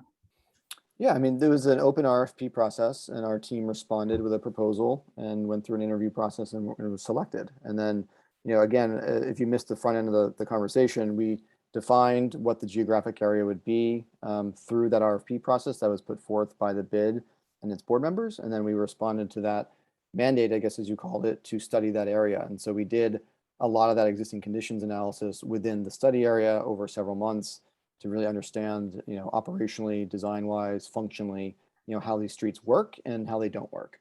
So that's really the background to the process. Okay, quickly, number 2, Broome Street. Don't you think that a simple solution that really is achievable is to have traffic enforcement people on every block? Because it's, this has been going on for, I don't know how many years, 30 years maybe. The people going on Broome Street to the tunnel block the box. If they didn't block the box, everything would flow. It would be slow getting into the tunnel, but if they didn't block the box, the rest of the north-south streets would flow very nicely. We had some of that for a while. Mark, I'm wondering if you can devote some of your resources to that because it's in your area. The police department is unlikely to do it. They did for a while. The MTA or whoever runs the tunnel did it for a while. They do it somewhat right around the tunnel. But isn't that sort of a no-brainer about fixing some of the traffic problems in SoHo? I mean, I think that's certainly something that the city should do. But I clearly, we don't think that that's the only thing that they should do. No, I'm not saying, but isn't that something that you could? We have. I mean, it's in the plan too. It's in the plan, and we've had traffic agents at that intersection for. No, at one intersection. I'm talking about all the way across. Well, I don't represent every intersection. Okay, so you do your area, and then maybe the city does some area, and then maybe some other group can do it. But maybe you could develop a plan like that, and we could try to get the resources to get it done. That would help immediately. A tremendous problem of congestion immediately. I don't disagree with you, Bo. Absolutely, that's definitely something we've seen work, but that's not the only thing that we think needs to happen. I'm saying it's the only thing. I'm not saying. Okay, and the last thing, Shirley. Okay, I know you had 3. One quick one, just a quick one. Mark, you led this off by saying that SoHo is one of the most recognizable neighborhoods, I think maybe you said in the world or in the country or in the city. All of that's true, Bo. Okay, I believe that's true. Do you think that image of Prince Street with those blue circles is something that would be recognizable to the rest of the country and the world? You start off by saying how recognizable SoHo is, and then you propose to do a silly suburban fix that, very, very short-sighted. Really, it's quite naive, and it comes from the fact that there's a suburban mentality in your organization, from my point of view. But just to make this into a question again, do you think that SoHo, being such a recognizable neighborhood, would be well served by putting big blue circles on Prince Street? No, I think I want to expand let me give it no. I don't think that just putting big blue circles, is the right thing to do. I think I think that what we were doing was a demonstration project on a limited budget on 4 consecutive Saturdays, and in doing that demonstration projects has a lot of constraints, right? I think if you look at the vision plan and the materials that we use that were being proposed and the amenities that are being proposed, I think that's a much better representation of providing world-class public space that is fitting of this world-class neighborhood. What we did on 4 consecutive Saturdays was just a demonstration project. If we were to be able to, do things on a more long-term basis, we can make those investments, maybe bring more public art in, different types of materials and plantings, on an interim basis. But, that Saturday, those 4 Saturdays, that's what we were able to do. And people seem to really like it. But people from the neighborhood really seem to like it. Sure, let me just follow up on that. So the thing is, Mark. You know what, but we really have to move on. We've got a Okay, lot well, of just people one thing. Look, waiting. one thing. So as an opening shot to try to get the people to support this plan, the only thing that Mark apparently can come up with is big blue circles on Prince Street. I mean, that doesn't that speak to the creativity of this plan going forward, Mark? Okay, Bo, there's some extremely tough logistical concerns with removability, with budget, with timeline to do a public space activation in one day. There's a gazillion ways you could do it. And I'm sorry that you not find that to be enjoyable in terms of blue circles. There's lots of other ways to try it in the future, but it's just meant to be cheap and cheerful and to meet the constraints that are put onto that program and within the budget, and has to be 100% removable at the end of the day. So turf, whether it's blue, yellow, or green, or pink, or no color at all, that's an easy thing to put in the street to add some color pop that's playful that you can then remove easily at the end of the day. So that was the intent behind the design. It's not our intent to have that be a long-term fixture of the neighborhood at all. Okay, fine. Let's move on then. Frederica, I see. you Yes, have- hi. Can you hear me? Yes.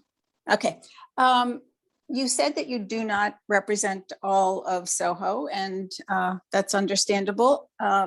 And I hear that you're aware that any pedestrianization of Broadway is going to reverberate all over SoHo.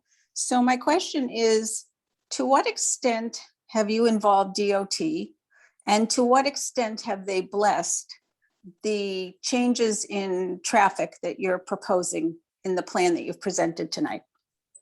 Question. Great question. So DOT was on our public realm task force.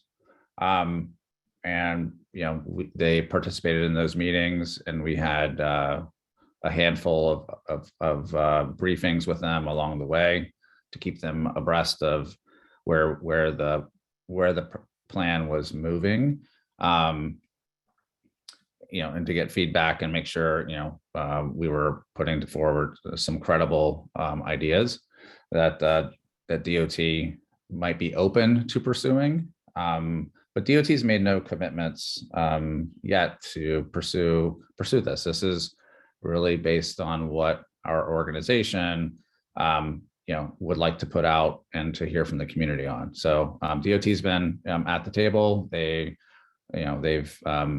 participated in the process as a member of the task force. But yeah, we are now listening to, presenting to the community to get feedback, and we hope to have conversations with them in the future. So there is the potential that we could be all riled up about something that they would not approve of, right? That's not our hope. Our hope is that and based on the conversations that we've had, we're not proposing things that we don't think align with. We are proposing things that we think align with where DOT policy is and is likely to be in the future. Okay, I noticed Eugene Yu had his hand raised a long time ago, and he's back. So Michael, I'm just going to get Eugene Yu first. Eugene, please, let's have your question. Oh, great, thank you. And actually, my first question, actually, Susan did ask much of it, and as a question, I did want to understand what traffic surveys were done, overall holistically, and not just looking at several streets, because obviously the Holland Tunnel traffic, the bridge traffic, that's all. It's a large system, and it's really not that meaningful to close off a few streets and then say that the traffic has gone down without looking at the surrounding streets. My second question is around what outreach the bid has done to co-ops in the area. I'm looking at some of the proposed streetscapes or differentiations for Crosby Street, for example. I don't understand how the sidewalks would be, you would get rid of the sidewalks. I know that these are granite sidewalks. Just in the last couple of years, there was a traffic light installed at Grant and Crosby. There was never a crosswalk sign installed on the northeast corner because of that site, because of the granite. wasn't able to be installed. So I'd like to understand what the plan would be to get rid of the sidewalks entirely. And also how would that impact the responsibility for sidewalk vaults that are prevalent in our neighborhood? Eugene, some really good questions. So we answered the question on the traffic surveys, outreach. Throughout the planning process, there were touch points where we took feedback both from people on the street as well as residents and businesses, which we've talked about. We did a survey. We did a couple of focus groups with residential and commercial stakeholders. And we've promoted these Friday Q&A sessions with, broadly, and would encourage people to come and participate on those now that the plan is released. And we'd be happy to meet with any co-op that's interested in learning more about the plan. How would we get rid of the sidewalks? And I think when you talk about the granite, you're talking about landmark issues. As we've seen in other districts, I look at like Meatpacking District as a good example. Anything that we do that's going to propose changes to that would have landmarks implications would absolutely have to go through a public review process, including landmarks, right? So if you look at like the meatpacking bid and the materials that they chose, that all of those materials, I shouldn't say I wasn't a part of the process, but many of those materials and design choices had to be approved by landmarks, so that we would have to undertake a similar type of process. And just a quick response to the idea is not to get rid of the sidewalks, it's to bring the current street bed up to the level of the sidewalk. And then the material change is the way that these streets work, right? You have different coursing of materials, different materials themselves that indicate different spaces for different types of uses. So the street gets shared amongst a number of users, but you'd still have a delineated sidewalk space through materiality. And the historic material, as Mark mentioned, would be omnipresent. Like that's SoHo, right? We're really keen on maintaining the look and feel of SoHo for sure, but trying to find streets that are more operationally safer and more coherent. Okay, so Michael Levine. Yes, thank you, Shirley. Thank you for the presentation. Early on, you mentioned, or I think it was in the summary of implementation, that there would be major capital improvements and capital costs. And I think we're talking about some of that now. Can you describe to us what was meant by capital cost? Are we talking only about changes to the sidewalks? Are we talking about other major capital improvements that would have to be part of the city's budget? And again, the question would be, would it be just the city's budget? Would it be DOT's budget? Would it be other city agencies? And would the bid be paying for any of it?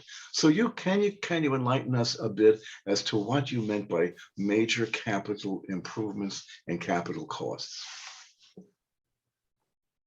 Yeah, I think, Mike, if you want to just talk about like how, what types of investments we're talking about here, so people kind of get a better sense of that. Yeah, so these street reconstruction is really the idea. If you're going to be investing on what's on top, which is already expensive, you might as well, while you're doing that, reinvest in the infrastructure that's subsurface. I'm not a civil engineer, so I haven't done the analysis on what the subsurface conditions are. But my understanding more broadly is that there's probably a real need for infrastructure upgrades. And so this would be a moment in time to do that work. The city does these kinds of projects all over the city of New York. Usually the DOT is not the one doing that work. They don't have the budget or the mandate to build capital reconstruction projects. They do street improvement projects, which is a different category. Capital, comes from EDC oftentimes, and then design and built and managed through DDC, Department of Design and Construction. And so this would be under the purview of different agencies or a mix of agencies really to make that investment. In terms of order of magnitude, I can't put a fine number on it, but it's millions. It'd be on the scale of what maybe you've seen in meatpacking or where my office is in Dumbo. We're currently undergoing a $35 million capital reinvestment in our streets, which is sewer, water, all of the streetscapes that get put back on top, restoration of historic materials that have been compromised and degraded over time. And that's really the idea here, is to kind of replicate that process, which is one, again, that's common around the city. Would the bid budget cover any of those streetscape improvements once some of the infrastructure is completed? Is that part of your proposal? Yeah, I was going to answer that question, Michael.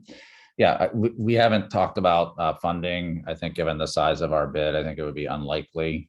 Some bids do contribute to those sorts of investments, but given the size of our budget, which is under $1 million a year, we're not really in a position to make the capital, the financial commitment to invest in that and the materials and the reconstruction. But we would definitely be, a maintenance partner, a likely maintenance partner that would help maintain these spaces and these improvements. So the cost would all fall on a variety of city agencies, but you would guarantee maintaining whatever is done at the street. I'm not going to guarantee that's all, but we would likely be a maintenance partner, depending on the types of improvements that they're making. Yes. Okay, thank you. Okay. Oh, I see. Ritu's got a hand up, and that's the first one from the Transportation Committee. So let's hear what your question is, Ritu. So, sorry, I'm gonna just start my video here. I have a few questions here. Number one is, do you have plans to put your survey online so that a broader array of residents and businesses within the district can access it? That's one question. The survey for the Little Prince Plaza. Yes. Okay. And for if you are looking for input, going to a Friday afternoon meeting is pretty difficult for most people. Whereas access to specific questions or allowing people to provide suggestions or critiques may be helpful. That's number one. My second question is just relating it to the meatpacking district, I think is a mistake because of the makeup of businesses. The traffic patterns there are wholly different than SoHo. It's a much smaller area, number one. The mix of businesses is completely different. And they too have had a real problem with trying to create a purely non-traffic streets on the major streets, such as 9th Avenue. So it has not worked there in the meatpacking for a variety of reasons. And looking to that as a lesson, why do you think that would work on a much busier and much more important throughway such as Broadway? Yes, I'm going to kind of take your questions from last and move up. Thanks. So we were referencing meatpacking, I think, mostly for the materiality and working in a historic district. That's our reference. I'm not familiar with the changes that they've made on 9th Avenue. But I think a better analogy is looking to the changes that the city has made along Broadway north of Union Square up to Columbus Circle. And I think you've seen the city successfully move more and more to pedestrianize that space while also making sure that the traffic needs of the area are continued to be met and have overall been a net positive. Other chances to participate in the Q&A. I'm going to come back and talk to my team and see if this was just our first foray. We'll probably take a break around Thanksgiving and the holidays, but we can offer some other times and that are convenient to people. And the survey that we did for Little Prince Plaza was really intended to reach people who were there and experiencing the space. And we know that actual link was actually circulated within the community, and we have other responses from people who weren't there, which we haven't done anything with. So I think we have a really good sample of people's perspectives on the space. Okay, Ryder Kessler. Thanks. Yeah, thanks for coming. Thanks for this proposal. I appreciate your hearing out the critical feedback from the board and from the community members who are here. I'm going to offer a rare, more positive response to this. I think it's really exciting. If you can put it in a question, Ryder, I'd appreciate it. Yes, I'm going to have 30 seconds of preamble and then segue into what the question is about that. Great. So I think the pedestrianization is key, radically reducing car area, given the scale of the climate crisis, is a top priority for so many New Yorkers, myself included.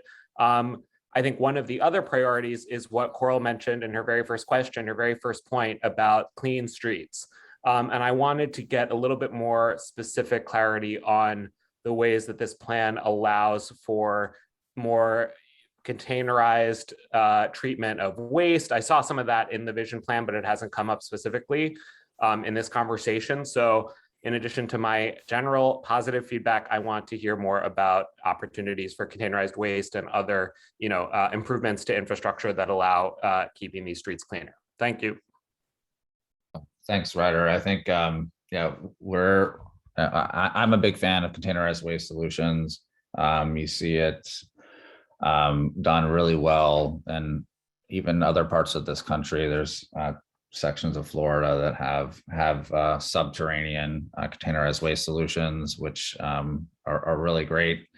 You see that in Europe. The city has a current pilot program called Clean Curbs, which doesn't have subterranean. It's a pilot. It's not really been, those containerized waste solutions haven't really been done in New York yet. But absolutely, we think there's opportunities, big opportunities to, waste is already being put on the sidewalks every afternoon into the public space. There should be ways to consolidate that using containerized waste solutions. And so we see that as a big plus. It'll give more space for people. It'll make collection easier. It'll consolidate it into certain locations. We also think there's a place for our the litter basket waste to be consolidated as well. So we would love to make sure containerized waste solutions make it into SoHo. Okay, thank you. So Valerie De La Rosa, you're up. Thank you. Hi, Mark, and hi, Mike. I'm Valerie De La Rosa. I chair the Economic Development Committee for CB2. Hi. Just kind of thinking big picture, we're in the middle of what we're calling the Great Resignation right now. We've got permanent work from home policies and a lot of people concerned about climate change. And I'm just kind of curious as to both how your board demographics are made up and who you talk to in terms of Gen Z and millennial residents and business owners, because we are kind of getting into that. And so I'm just kind of curious where those intergenerational voices have a place here in this plan. Yeah, I think that's, we're thinking about the future, right? This is, it's on the scale of 10 to 20 years out. Some of these things can be done very quickly. Some, obviously, the capital investments will take some time. What we're seeing, what we anticipate is that, it's the way work happens is going to change, but we think that people will continue to come to SoHo to work. We're definitely seeing people coming back to SoHo to shop, and people will want to continue to live in SoHo. What that looks like, I think, is a question mark. The people that I talk to who build office space tell me that the little secret out there is that people are renting office space in SoHo. It's being done quietly, but it's happening. There continues to be a good demand, and people are really just taking advantage of the opportunity in the marketplace right now because they're getting really good deals. But yeah, what we're proposing here is designed to be flexible and adapt a little bit depending on how SoHo returns from the pandemic. Absolutely. Great, thanks. Yeah, just the idea of like work from home and the idea of having a space to go to in the middle of the day, or that's going to be interesting as that plays out. So thank you so much. Yeah, thank you, Valerie. Okay, we have Chris Dignes. Chris, you there? Yeah, hi, sorry. So unfortunately, it's already part of the night where, so just a quick thing, 2 questions. It's already the part of the night where I talk about how, yes, I am a firefighter. This is apparently how I start all of my community board meetings, but you mentioned earlier talking about driving a truck down this neighborhood. Like you said, it's already difficult. And I just want to ask, is the plan incorporating parts of the open streets area guaranteeing that there will be emergency vehicle access? Yeah, Mike, you want to talk about emergency vehicle access? Because I think that's actually a big part of the plan. Yeah, sure. I mean, I think the big answer to that is yes. We recognize operationally it's very difficult for emergency services, ambulance, fire, PD, to access emergencies or to respond to events, right? And so that's a congestion issue. And so if you think about the Broadway vision as one single corridor, we've included in the design operationally to have overtaking width that's possible for between a bus and a fire truck. So you driving your truck or your team driving your truck southbound Broadway, bus pulls over to its normal spot to pick up or drop off passengers, and around you go, and you don't have the same level of congestion. Likewise, deliveries, taxis, they have pull-in spaces off the side of the street. This being a flush street, right, from building to building, there's no curb that a driver in emergency, if there was for some odd reason, across that open and available space, there are cars blocking your way. Those cars could still move pretty easily to sneak in and around into the pedestrian space. It wouldn't be ideal, but they could get out of your way quite easily because there's no curb to hop. And then you would just be able to get down to fight your fire, respond to your emergency. So we would see fire response times, I think, improve. And we've seen, number of examples with open streets as a program, as interim or temporary as it currently is in terms of the design elements. From what I've seen and studied around the city, there's been no major concerns from fire departments on response times because of the open streets. And when we're out there in the first weekend, actually, there was a fire call, and actually the truck wound up turning left onto Broadway, but we had already moved everything out of the way and cleared the space and kept that fire lane open on the open street in case that vehicle had to come down Prince Street itself. So I think there's a lot of nimbleness in this kind of design and flexibility that allows for, again, operationally, a lot of things to happen more efficiently. That's great. The one quick question too. Okay. Oh, sorry, Shirley. Oh, go ahead, Chris. Yes. Just a real quick one. How much of Jane Jacobs' planning was involved in, Jane Jacobs' writing was involved in a lot of the planning for this for you guys? It's a good question. So Jane Jacobs, I'm sure many New Yorkers know who she was. Great urban theorist and writer of many, many books about the way that cities work.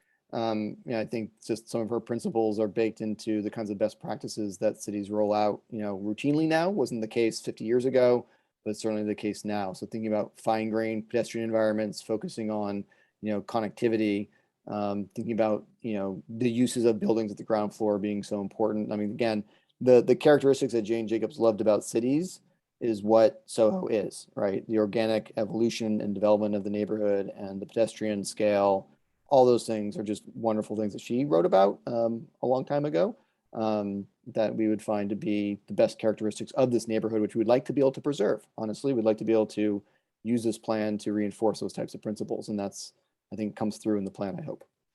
Outstanding. Thanks, guys. Thank you. Thanks, Okay, Chris. I see Janine again, right? Or was that from before Janine?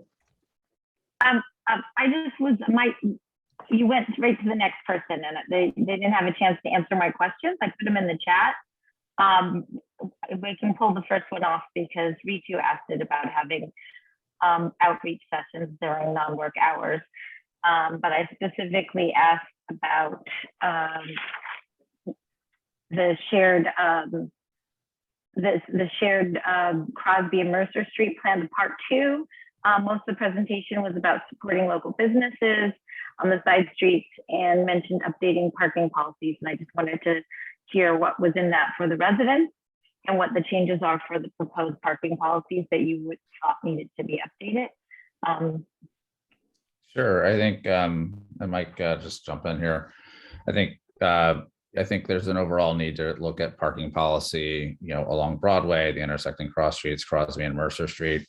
Right now, Broadway and the intersecting cross streets is one of the only metered parking spaces in SoHo.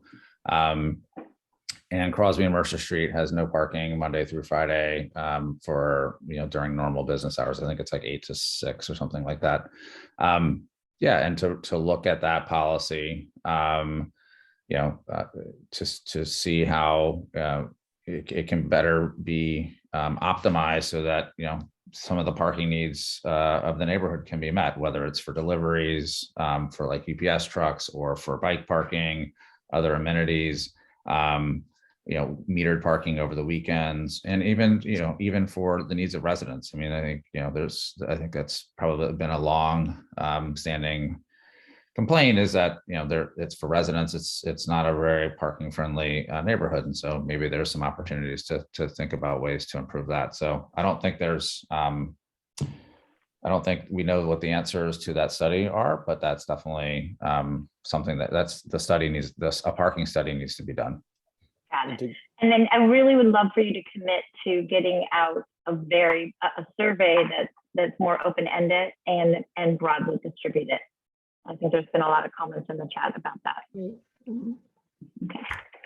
Thank you. Okay, Adam Zeldin, somebody from the Transportation Committee again. Thank you. I just want to say this type of thinking is exactly what's needed to save our planet from climate change. So I appreciate the work. And my only question is, what type of support and funding would be needed in order to implement it sooner? Like, some of these really drastic things are looking at a 20-year timetable. How could we make that a 5-year timetable? Thanks, Adam. I appreciate the comment and the question.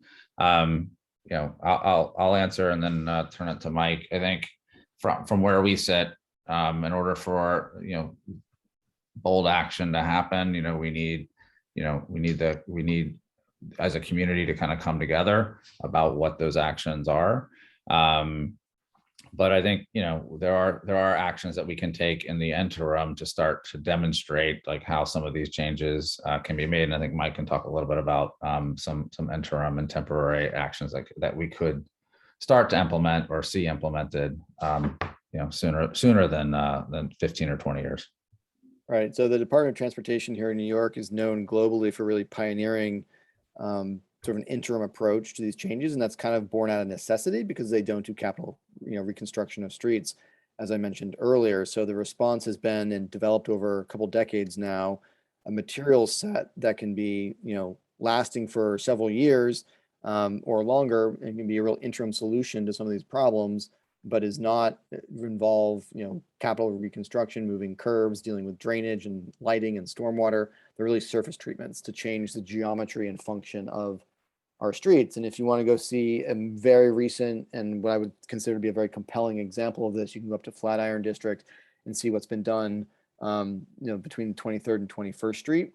And now there's other examples of that on Broadway further north, but that is a street that still allows through driving as necessary, albeit at 5 miles per hour, but is given over the vast majority of the space to the public to use otherwise. And they're using the materials in this toolkit are all kind of on display there, from the surface treatments to the barrier elements, granite blocks, the planters, the tan, what we call epoxy gravel, to get nerdy for a minute, that goes on top of the street to really delineate it as a different type of space.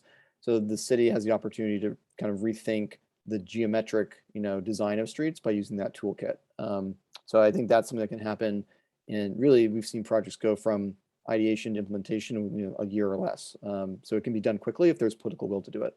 It's not a cost issue. Thank you. Okay, so let's see, anybody else on the board want to ask anything? Because I have a couple of questions. Okay, so my first is also about surveying the community. And I'm thinking about the general surveys that were done in anticipation of the plan rather than just Little Prince Plaza. And I'm just wondering how much further can you go to really ensure a really robust residential response? Because obviously what we're hearing tonight is people felt that they weren't asked or didn't get a chance to really do their input. So what can you do about that to not only for Little Prince Plaza, for a more overall robust response? Do you think the Friday sessions would be enough, or do you want to do other surveys? I mean, how do you think you'll handle it? Well, I'd ask, I'd love to know, what other, moments we can sit down and talk to people. We're here tonight. As I mentioned, I think this is the beginning of the conversation, not the end. We're not, nobody's, the bulldozers aren't coming next week to do any of this stuff. But we hope to,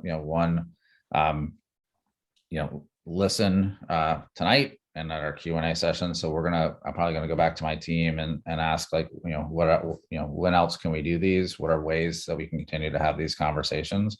Because we want to have authentic conversations and listen to people's concerns, and make sure that people are heard. But that, I think that's one thing that we can do, is think about other opportunities to do that and how we might do that. But I'd welcome some suggestions on how to do that. And then I think these demonstration projects are really good opportunities. I mean, I met with so many residents during that time, other visitors to the neighborhood, my staff as well, and other members of the team, because we had that space to sit down. I mean, I had coffee with a resident from Mercer Street. I talked to some people on the block who were able to, we talked about this and a lot of other things that were going on in the neighborhood. And that I think, looking at other opportunities to do demonstration projects like that, to demonstrate and see how these changes might be implemented, or other good ways for the community to share feedback with us. And we want that feedback. That's an important part of this work. And we're not going to be able. We need to hear from the community. So I think we can. You all agree on that. And I think, incidentally, if you need to do some outreach to let people know that you're conducting these kinds of outreach kinds of efforts, we can certainly, as the community board, get out the word on that too. we would welcome that type of partnership with the community board. Thanks for suggesting it, Shirley. Okay, then my second question, and this has to do with the plan talking about, and I think it was mentioned before, but I'd like to know the rationale behind it, or if there was enough data collection or observation done about it, which was this talk about diverting the traffic from Broadway to the major thoroughfares like Houston, Varick, and Canal, which are really pretty full. So I just wonder, did you take a look at the actual conditions in those large streets, which, although they are large and major thoroughfares, boy, they're overcrowded right now. Just wondered if you had taken a look. Yeah, sure. That's a great question. So you could not displace all the traffic that's traveling through SoHo today and put it on the, what's called the perimeter streets and have success. That would be environmental justice issue. That would be an equity issue. You would just be moving the problem. And we are the first to know that and understand that.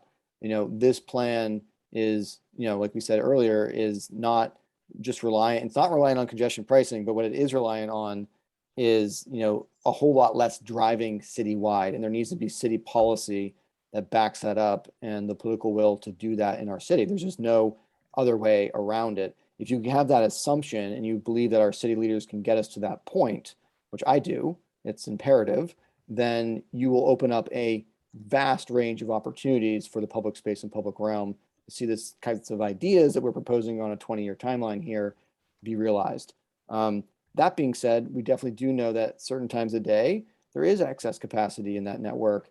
We have streets that are oftentimes designed in terms of our through streets for only a couple hours a day, and the rest of the day, they tend to be under capacity. So we have an opportunity, I think, to also think about how we better utilize street space, and a lot of technology is now coming online that can be very helpful with that, and how we manage and mitigate traffic demand in real time. And that's something that is, developed and developing, and can be part of this solution moving forward. So really, there's a lot of tools that have to be put into place for this to become full-on reality, but we think we can get there. Okay, but you don't really have all the details on the conditions on that network. There's been no, at this point. detailed traffic study analysis of any of these streets. And that's why it's one of the key recommendations for, next steps in this vision plan. Okay, so that would be next steps. Okay. Okay, I think Chris Dignas pretty well handled emergency access. And again, that would be in terms of both the streets that are being addressed as well as their neighboring streets. And don't you think that that has to be examined too? Well, that's the whole framework of the low traffic neighborhood idea, and that is operationalized. I actually just saw a minute ago that Wellington City in New Zealand is now advancing the same type of plan, is that there's just less traffic overall. And so that opens up a lot more of the flow. Again, our study area was relatively narrow slice of SoHo. We know this is a network. We have network impacts when we change one part of the network.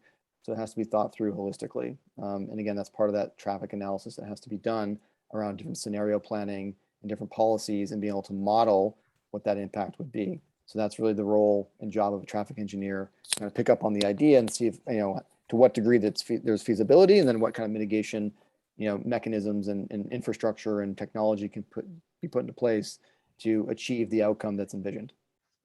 Okay, thank you. And I have one last all-encompassing question, I guess, which is, if you were to put in just one sentence what the goal of the vision is, what do you hope to, I don't know if the word is end up, that sounds negative, but what do you hope to accomplish as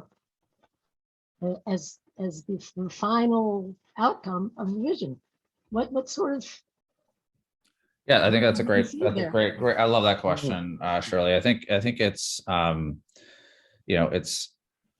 it's a reimagining of the streets and sidewalks of SoHo, of Broadway, our cross streets, as a place that puts people first, that deprioritizes vehicles and brings, greening, art, places to sit, places to bike parking, all the things that people want to have in their neighborhood to SoHo.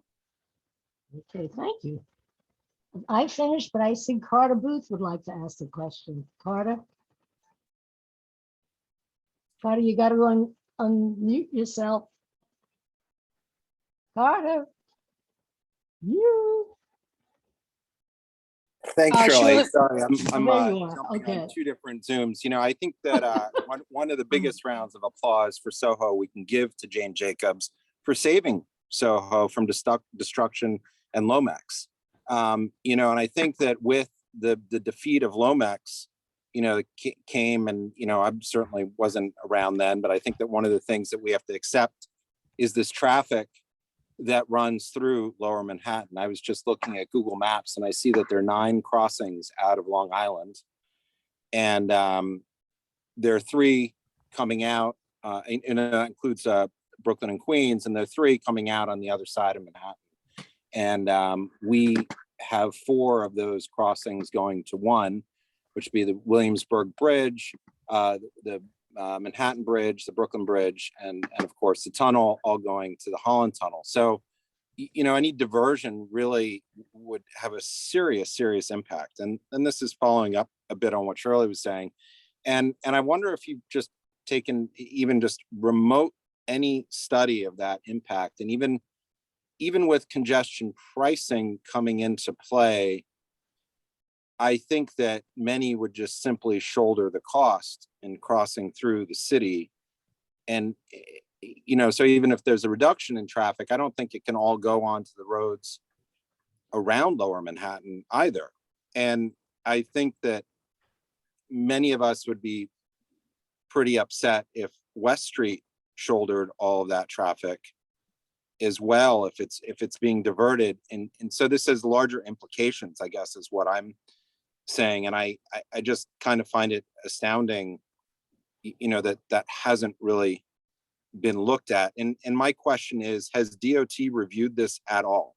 I mean, you've said they've participated, but has there been any review whatsoever on any level by DOT? I'm gonna, I think DOT should answer that question. They've been at the table throughout the process, and that's they've shared feedback throughout the process. So yes, they've reviewed it. Their level of review. Well, but that's not a review. That's participation. Have they reviewed? No, they've reviewed it. I mean, I don't work at DOT, so that's why I think DOT should answer that question. But they've had access to the report, as it was being developed, and had opportunities to share feedback, which they did. So yes, they've reviewed it. The level of review, you'd have to talk to them. I think that's appropriate. And as far as the questions around, what have they said to you though in that review? I mean, there was a number, those were a number of conversations that I don't have like specific recollection of, but they shared feedback, which we, sometimes took into account, and other times, like we thought that, the vision should be different than what current policy is, right? I'll be the first to admit that what we're proposing for Broome Street, is pretty bold. But and that may not be where DOT would likely go, but we think it's actually the right thing for the neighborhood, or at least for our stretch of the neighborhood. And then, I think your question around, the larger regional traffic implications, I'll just give a quick anecdotal aside. I live in SoHo. You have no idea how many times Google Maps tells me to come to the Holland Tunnel, and I'll tell you I ignore it about 80% of the time because it's always a mess. And that's really what we're talking about is less traffic, coming and crossing Manhattan, from those 4 crossings into the Holland Tunnel. And if we can reduce that, if the city can do that from a policy and an implementation perspective, there are opportunities for us to rethink and repurpose the streets and sidewalks in the neighborhood. I'm just, there are 9 crossings. Sure. From Long Island, and you've got 4 there. And so when you say that it's city policy, I mean, I don't know how we impact in that entire realm. People have to work together. Well, Carter, the reality is that most of the people, a big chunk of people who take those 4 crossings aren't also then continuing on to New Jersey. Some are for sure, a good number are, right? But not everyone's going that alone. And so this is something that is the part of the reality of traffic evaporation is when you have the policies in place, the net demand is reduced significantly, particularly at peak times, so that you get less traffic using that system and available space. I think everyone could agree today that we have all this available space and it's still not enough for demand. And so we have to work on the demand side to lessen that intensity, particularly at peak times, which we all know impact this neighborhood very negatively at certain times of the day. We need to really think broadly and boldly about the regional network. You're absolutely right. That's the kind of scale of thinking that is regional in nature, and it's kind of on the congestion pricing level scale. There are recent and good examples of cities much smaller in size with way less resources taking on much bolder transformations of traffic. A lot of that being right here in North America. You think about tunneling and moving cars underground, and there's huge expenses that come with that, but there's also huge wins and outcomes. Seattle and Boston being 2 recent ones here in US, San Francisco being a great example of removing highways altogether. That's definitely going to be part of the policy mix, both from the federal level down to the local level. That's already in play as a tool. So there's a lot of things that we can work with that will all take coordinated leadership and steps, but they're not out of the realm of possibility. And so we're thinking about if we have a vision for the future and we get half of this vision implemented, we believe that this slice of SoHo would be a better place for everybody. And I guess that there's two other things, you know, we got a really good view, and I don't think we ever would have without COVID, of traffic that transits through, you know, lower Manhattan. And you Sure. could see that particularly on Fridays, Yep. you know, during COVID, and it was pretty significant. And then the other thing that's pretty astounding, and I don't know if there are numbers to show anything from this, but I think that the change in trucking, you know, something our community board had asked for was a two-way tolling of Verrazano, right? And they finally did that, but trucking had changed so much that that loop that trucks were doing before had already faded away. Yep. And I'm just wondering how much more traffic can be reduced, given you know, the pretty significant regional reductions that have already happened with that two-way tolling now in effect. And so I'm just, you know, I guess these are just things we've been talking about for years, and surely, for sure, you know, you know, when, so I'm just curious, you know, with those two bits of information, you know, how you think there could be more reductions. A lot. Well, there's many tools. Let's just talk about one: curbside policy, right?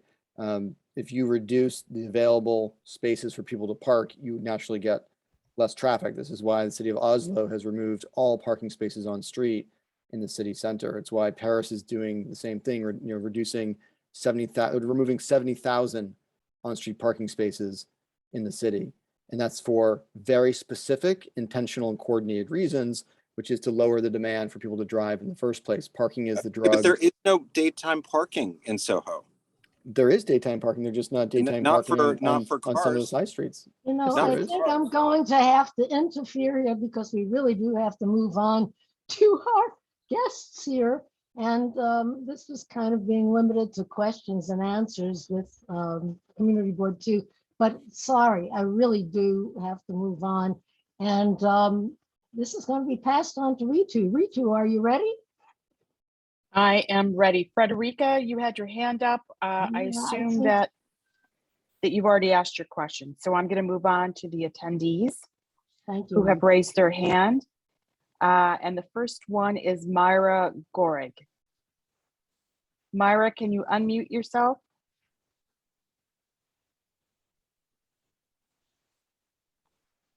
Can you close the shared screen so we can see everyone? Oh, sure. Oh, good idea. Thank you. There we go. Thank you. Thanks for thinking of that, Michael. All right, Myra, while you're getting your microphone ready, I'm going to move to Ronnie Wolf. And you know, these can be questions now and comments and/or. Hi, hello. I do have a question.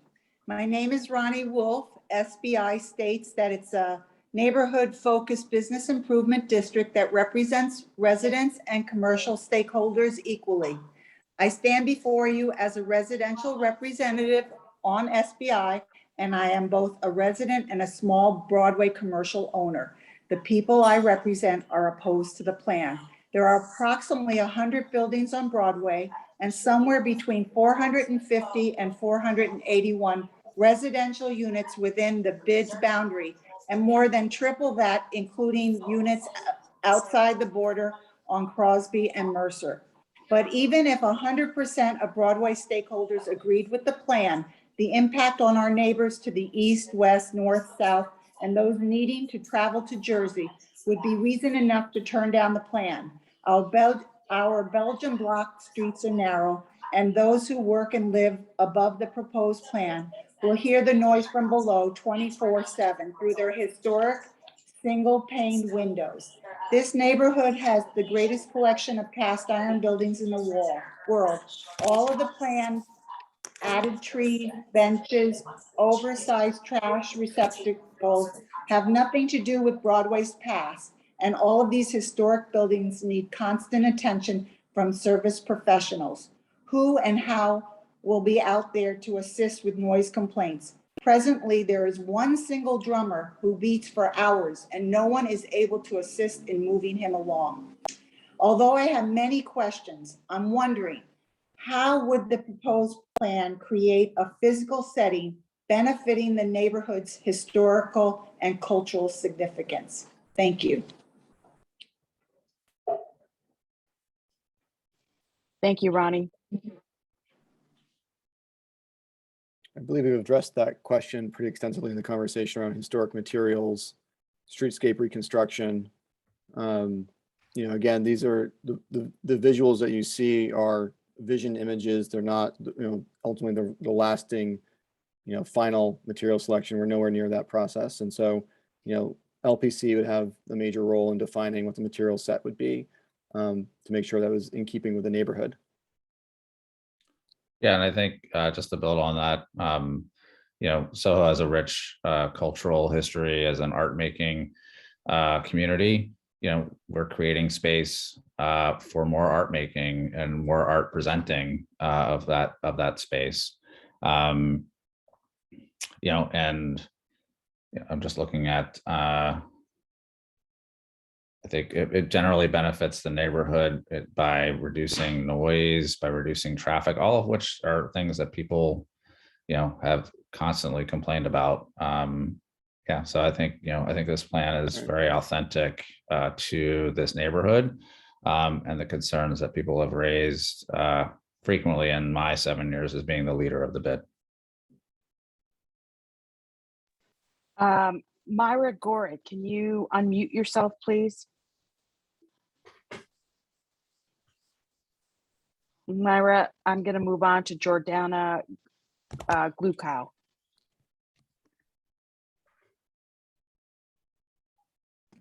Hi, thanks so much for having me. Going to jump right in here. I'm Jordana. I live on Prince Street. I'm your neighbor to the east in Nolita, and I want to express my strong opposition for this plan and against our armchair urban planners who are woefully under-equipped on survey design, research, and administration. Any plan that is approved or not approved should have research that is done by someone else beyond the bid who is not trying to self-serve themselves with the data. I think this plan is really dangerous for a number of reasons, and tonight we've discussed many of them in terms of local residents, noise, turning our streets into a block party, access issues, people accessing their own home. But two things I think we really haven't covered are the negative impact that this will have on businesses. We do not want this to be Times Square. It's not Disneyland. It's not grounds for an experiment. This plan threatens to turn our area into Times Square and make it a place to be avoided. People will not want to come here and spend money. And when people come here and spend money on luxury goods in Soho, it's a lot of tourists that take private cars back to hotels, people uptown. It will make it harder for them to come here. The weekends are crowded with folks from Long Island and Bergen County, New Jersey, who drive in because transportation is not accessible from there. You will turn them away and decrease tax revenues in addition to destroying our local neighborhood. Furthermore, the congestion pricing, the state securitized billions of dollars of bonds with congestion pricing, and apparently the bid does not want to help them meet their financial commitments. You do have to wonder why people who live in Brooklyn are piloting in to make these suggestions and what kind of financial incentives they might be receiving or otherwise. My most important concern, though, is that this is a dangerous egress issue. If this plan is approved, please know that if you approve this plan, you will have blood directly on your hands. This plan will cause death. People and pets will die because emergency response vehicles and private cars taking people to emergency destinations will not be able to reach them. Over the summer, I watched an open street where there were no pedestrians in the way for an emergency vehicle not be able to access through a car fire. And I watched a woman nearly die because an ambulance could not get around the corner to reach her because of a single barrier on a closed street. So simply put, this plan is bad for our local businesses, bad for the flow of traffic, bad for our neighbors and people who are trying to walk and gather peacefully where they live. Thank you very much for having me and for hearing my concerns. I don't think this plan represents community interests. Thanks, Jordana. Are we able to respond to some of the comments or questions? Oh, I don't think you should. Sorry, I'll be quiet. I think we've got a long night ahead, Mark. Can we just get through most of these comments? Maybe you could take notes and answer them at the end. That's going to be pretty hard to do, but I'll definitely take notes. I think we're going to hear. I think what would be helpful for us is, we can take notes on the, but if there are, it'd be great if the committee could we have 60 people to get through that want to talk right now. So just to give you an idea of how many people are waiting. Yeah, no, I'm aware. Okay. Jane Nelson, can you unmute yourself, please?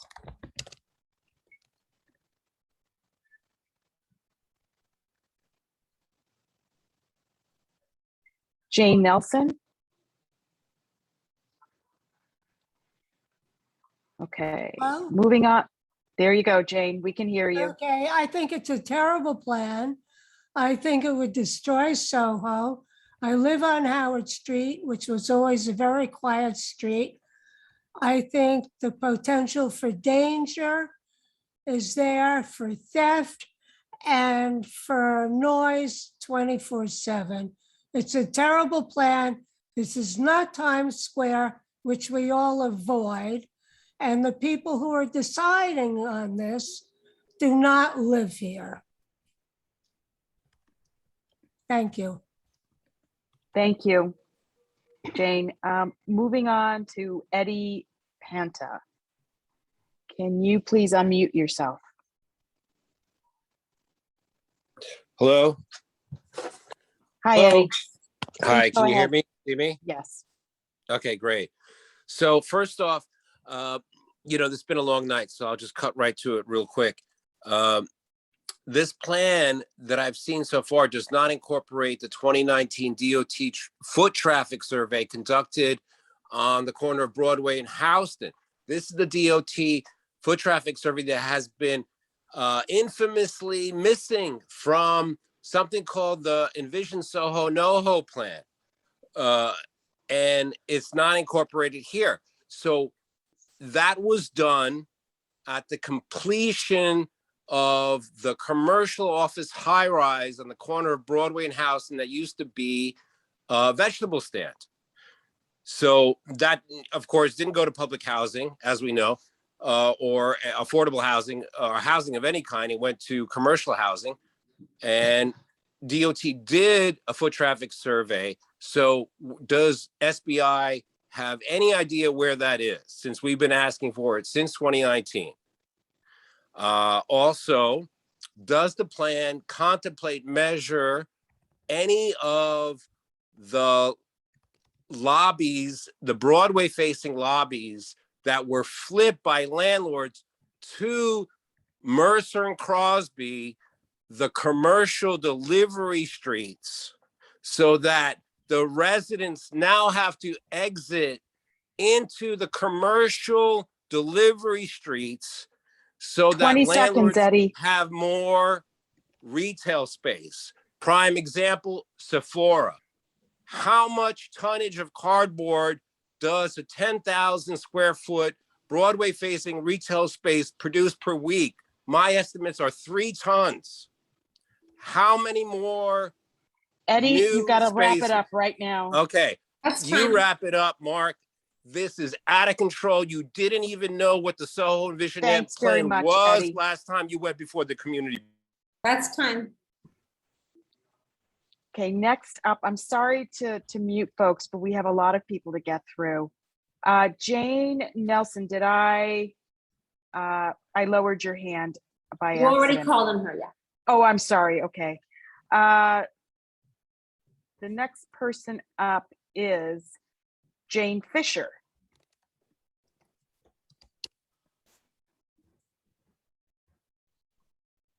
Hello. Go Can you ahead, hear me? Jane. Hi. Yes. I'm hearing so much about traffic congestion. And at last Friday's presentation about frustrated drivers, that was the bid presentation. But I'd like to ask you, in your conception of a livable city, could you talk about the impact of your vision on the residents of Broadway? In particular, those residents who front on Broadway. I'm thinking music, skateboarders, partiers, all of that. Could you tell me, my question in 2 parts. First, has any research been done on the projected impact of pedestrianization on quality of life of residents? And if not, is there an intention to research this projected impact? And then secondly, in your vision, who will be allowed to drive on Broadway? Is it, I can't quite tell from the picture, is it 1 lane plus enough width for the emergency vehicles to get around that 1 lane? And what are you contemplating allowing? Is it MTA buses, tour buses, delivery trucks, hired cars dropping off? Could you address these two areas of concern? Thank you, Jane.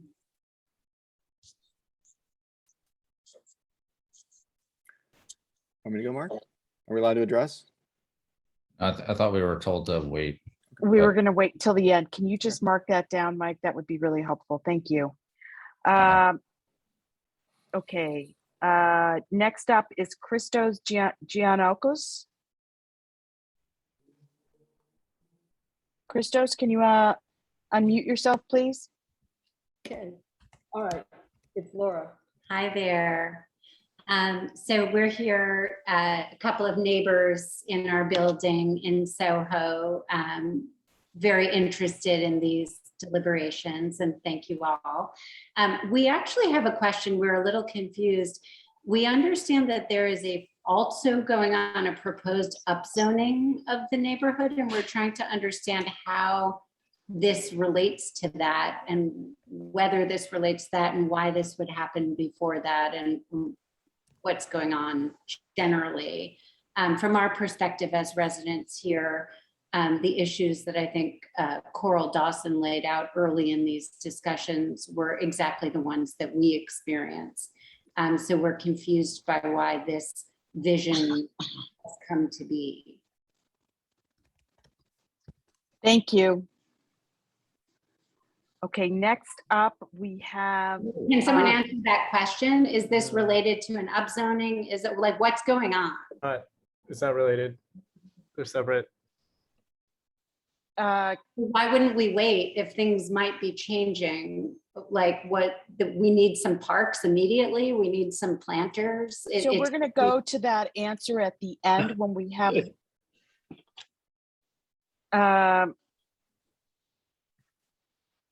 Would Mark or Mike, do you want to answer the upzoning question? Yeah, I'm happy to answer questions as they come. This process was started before the rezoning was announced and is not connected to that proposal in any way. These are longstanding issues that we've been hearing about, and we're working on developing solutions to. Okay, thank you. Laura Tenenbaum. Hi, thank you. I had a series of questions, but a lot of them were answered, so I'm going to go to some others. And I'm sorry, it's going to be a little bit all over the place. But first of all, we just talked about the upzoning. Given that it had not been in consideration when you started this program, how will the upzoning impact, given that the bid has asked for big box stores, more experiential retail, such as the Museum of Ice Cream and that other thing that's on Broadway? Those bring a lot of people traffic and definitely much more cardboard and other refuse that has to be gotten rid of. How will that impact your plan for these streets? That's one question. And related to it goes, when you were talking about commercial waste containers, were you talking about containers for residential use only, or was it including commercial use? Because it's the commercial garbage that's the real problem in this area. We have boxes and boxes all over the place. And some of the built places like Bloomingdale's actually bring in trucks that break the boxes down with a noise that's like a large clap, like that, constantly late at night. It's a real problem. And I don't think that this street plan is going to be taking care of that. Another question that is, clearly the DOT. Laura, you've got 20 seconds. Okay, DOT, Belgian blocks. How are we going to avoid rainwater if the street is raised to the same level as the sidewalks? How are we going to avoid getting rainwater in our homes? Thank you. Thank you very much. Sure. Quickly, I think the Belgian blocks are an important historic part of this neighborhood. And there's absolutely need to stay. I think, doing a major capital project would introduce modern drainage solutions that are commonly found in other parts of the country and in the world. Containerized waste solutions, I'd say let's look at it for everything. But yes, I think primarily focused on commercial operations that are allowed to put their waste on the sidewalk right now. But I know that residential buildings also frequently don't have waste rooms, and residents would love to have a place to put their garbage whenever they're ready to take their garbage out. And so I think there's opportunities there as well. Impact on the rezoning. I think I can't predict what the rezoning, whether it happens or not. But I think these solutions that we propose, are really to address how the neighborhood has changed, and the rezoning in many ways is intended to bring the zoning in line with how the neighborhood has changed. So it does bring potentially more housing to the neighborhood, and I think these solutions are compatible with that. Although, again, we did not start this process. We started this process before the rezoning was announced. Thank you. We're going to move to Pauline. Pauline Augustine, please.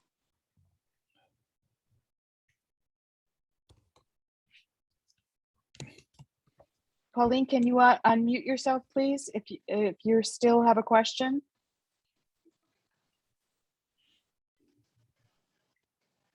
All right, we're going to move to Leah Vito.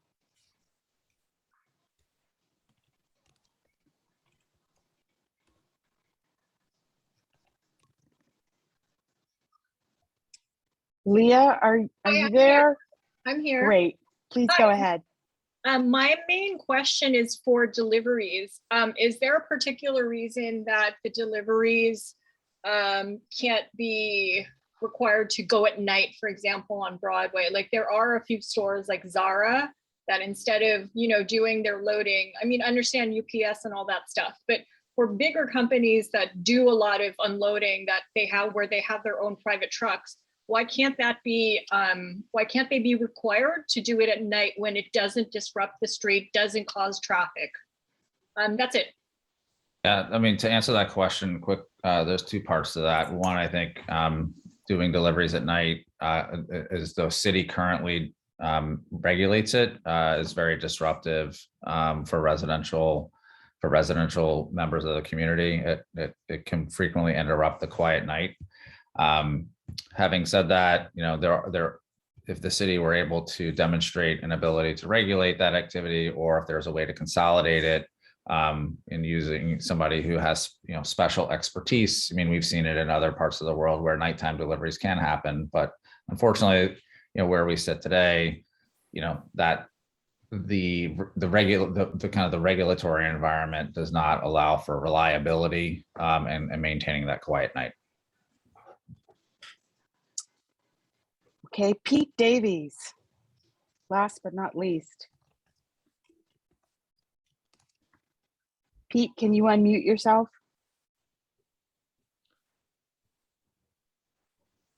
Okay, here we go. Thank you. Hi,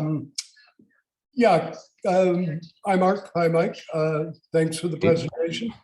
There had been questions raised previously about, and just hoping you can give us a timeline, mapping the residential buildings and entryways, and mapping the infrastructure in the roadbed, the transformer vaults, the manhole covers, the grates, all of the things that would interfere with the placement of your the bleachers and things like that.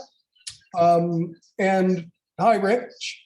You're looking lonely there. I was curious, why is Parks Committee here tonight? Pete, do you have a question? Yeah, why is for the our Parks speakers Committee in on this discussion tonight? Is this, okay, I'll further that question.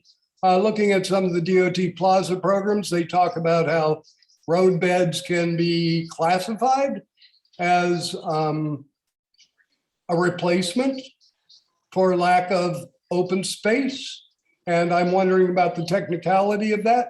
And in those same documents, they talk about the monetization of plazas. And I'd like to hear about the intention of anybody for monetizing any of this space that would be made into something with a new name.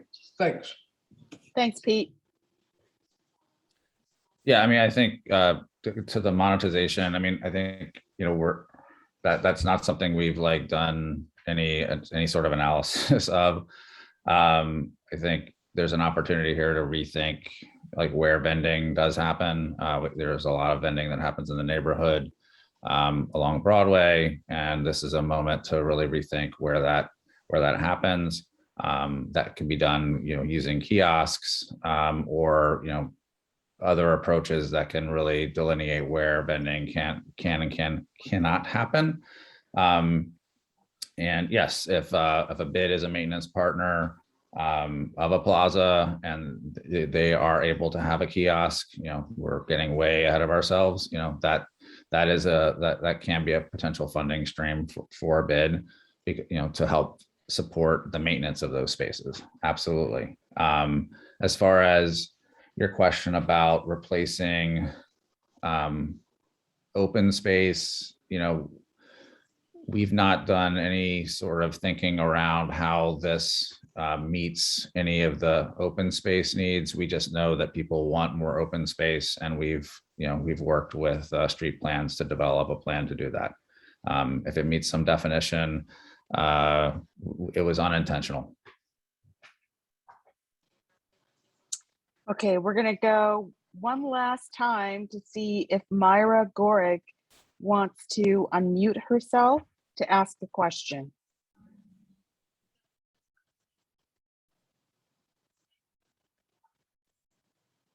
Okay, and then we have one final question from Maxie Cohen. So I really appreciate, Mark, that the bid is looking to increase green public space. I hope that all the questions that came up tonight, which need much deeper research, will be approached. And I've had many ideas that I'd like to know where they can be expressed to solve some of these problems, but it would be good to I don't see how upzoning can happen when this small zoning can't deal with the problems that we have at hand. And it seems to me that there could be some negotiating with all these issues, like all the partners have to sit down together once the research is done, because we also haven't mentioned that we have a homeless shelter wanting to happen on Worcester Street, where the men are going to be released during today in the parks of SoHo, which is what was said. So a lot of the planning is getting done without people really understanding the neighborhood well. And I'm hoping that all the research that there were not answers for can be done, and that we can have another meeting with those answers and rethink this whole thing. Because I mean, Broome Street would be great if it was just for pedestrians, but it just seems like an impossible concept without the solution for the tunnel. And I would love a forum. I have some ideas to solve some of these problems, and I'm Maxie, happy. you're coming up on 10 more seconds. That's it. I'm happy to make myself available because I really been thinking about this stuff for years as well. Okay. Thank you very much, Maxie. So just quickly, you know, I think we've said this before and we'll say it again, you know, that the city needs to come in and do the traffic and the parking studies to demonstrate the feasibility of what this plan is calling for. And that's something that you know, has to happen like that. I think people really need to understand that, you know, this is really a vision of what we'd like it to look like. I'm really excited to hear Maxie say that Broome Street would be great. Because I think ultimately what people should walk away from with this is that, you know, this is what we'd like it to look like. And to people who have said, you know, this is going to make Soho into Times Square, I would say absolutely not. That is not what we would like to see happen. Soho is a special place, and we'd like to make it even more special by having great public space. Thank you. You know, I would like to just suggest something, Mark. Can you put in the chat just your email address so that people can direct some of their thoughts and ideas to you as well? Maxie in particular will have an opportunity if you do that. Maxie, if you can hear me, and if Mark puts in his email, you can send him some of your ideas or make an appointment to get together with him or some other type of arrangement. Okay, Mark? Done. Okay. Thank you, Shirley. Okay. Shirley, we got through all the questions here. Yeah, There's I only one see. question in the chat that was not addressed. Mark and Mike, which was Broadway is a snow emergency street. So was that included in your planning process, your visioning process? Yeah, I mean, snow emergency routes, snow storage, all major issues to play with, you know, at least for the time being when we still get snow here in New York City. Absolutely. This is going to help operationally the corridor that we've laid out as a vision for those snow operations, both movement and storage and access. I think, you know, the great thing about a street like we're envisioning on Broadway is that it's flexible and you can manage these types of streets based on time of season, weather, and day. And again, more of that technology is coming forward and will help with the management of all sorts of seasonal or day of week, time of season issues. So we really are excited by the fact that first and foremost, the operations on Broadway would be easier to accomplish without private vehicle traffic clogging the streets. Okay, and one more question from Ingrid, who couldn't speak tonight. She wanted to ask, under what authority can SBI plan for parts of Soho that are not under their jurisdiction? The Soho Yeah. bit, the Soho Yeah, bit. understood. You know, we included Crosby and Mercer Street because a significant percentage, I mean, over 50% of our buildings touch Crosby and Mercer Street and are impacted by buildings that front on Broadway. So it just made sense to include Crosby and Mercer Street. Now, we could have just planned for half of Crosby and Mercer Street or just the parts of Crosby and Mercer Street that touch the buildings that go through to Broadway, but that doesn't make much sense. So we're putting forth a vision for Crosby and Mercer Street, which you know, includes part of our district and doesn't include part of our district, but it's definitely part of, you know, it's definitely part of our district. Yeah, and that's why we included it. Okay, so I think we're ready to go into business session. And first of all, Rich, you want to explain why the Parks Waterfront Committee was included, or shall I do that?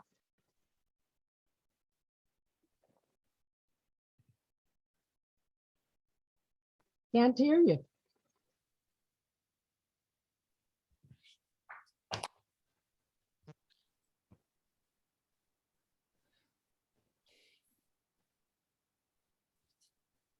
You hear me, Rich?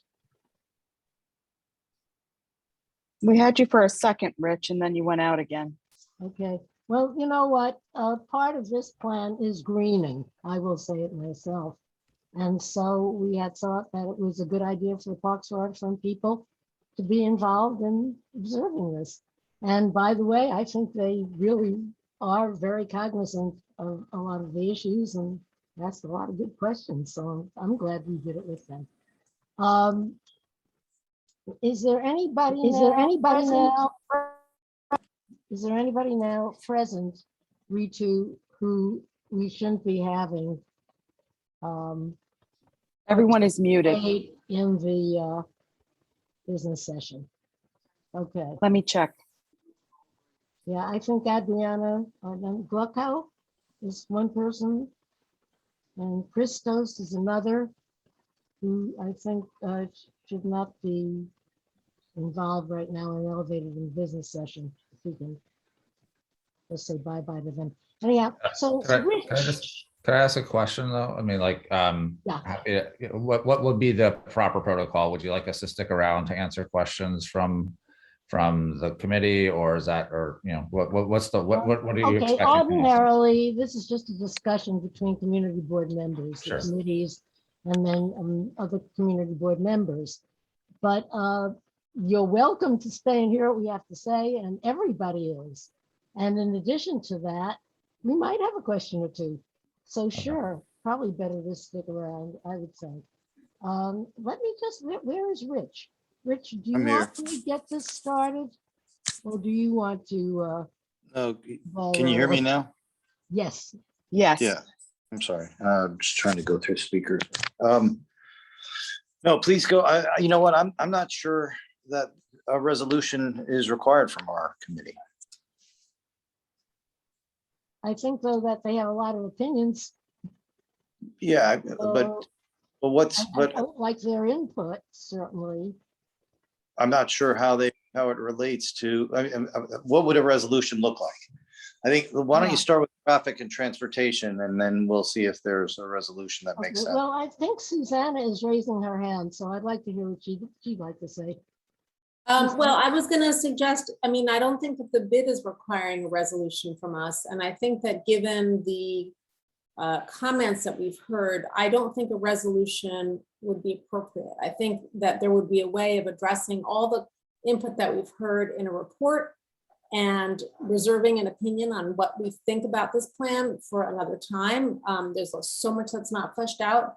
I just would be very reluctant to put forth. I would hate to say no, because I think that the whole bid should be creative and innovative. And I would certainly hate to say, yes, we support it. It's just, there's too many unknowns, too much opposition to what we've heard so far.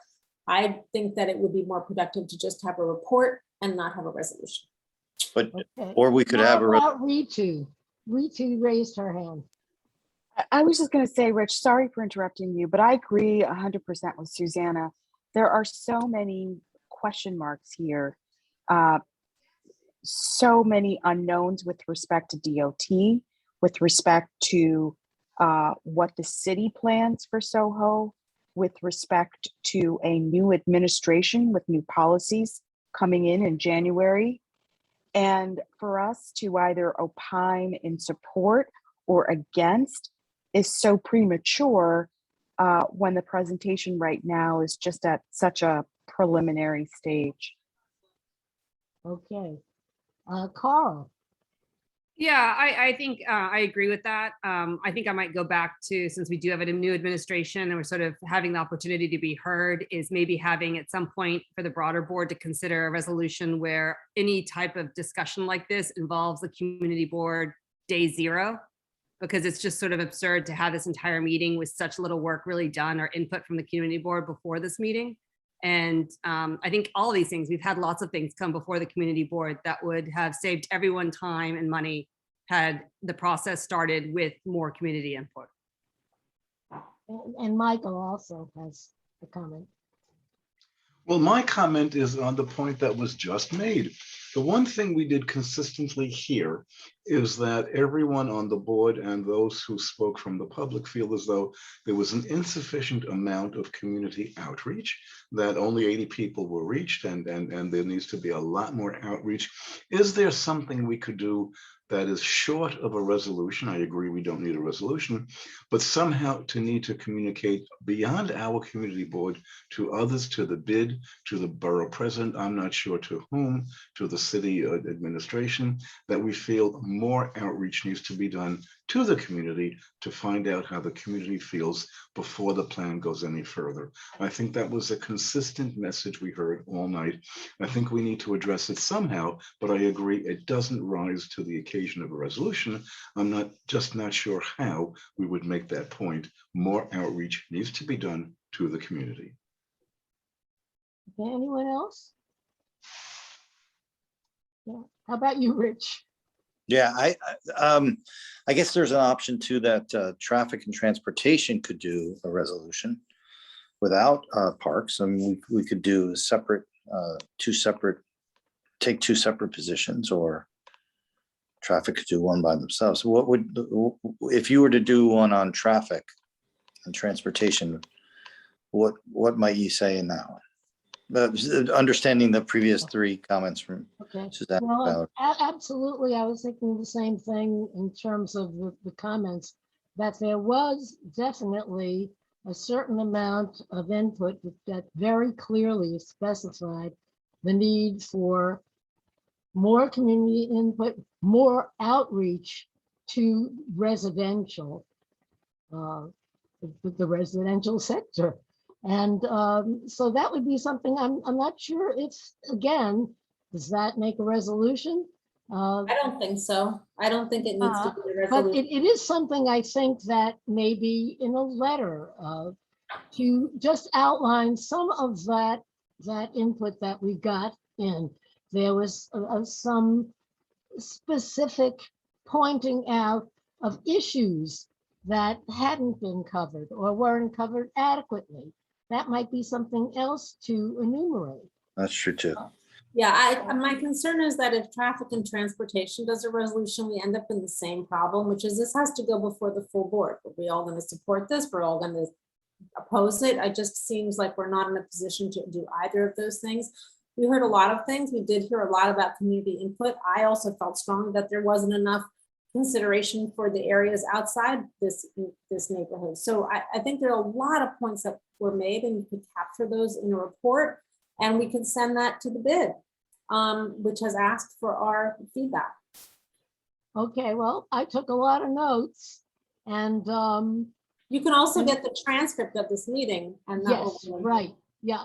But I think that the notes that I took very specifically zeroed on the kinds of issues that came up. I could go through all of them now, but I don't think any of us want to do that. What I could do is just type them up and circulate them to both committees. And then maybe we pick and choose what are the most salient ones. And we organize them into a letter, a report with what do you all think?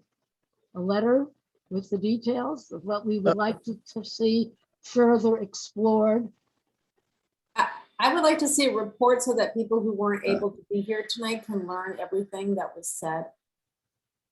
Well, or the salient points, yeah. Or the other salient points. Right? Yeah, I think whether it's a letter or it's just our report that's sent, to all the officials.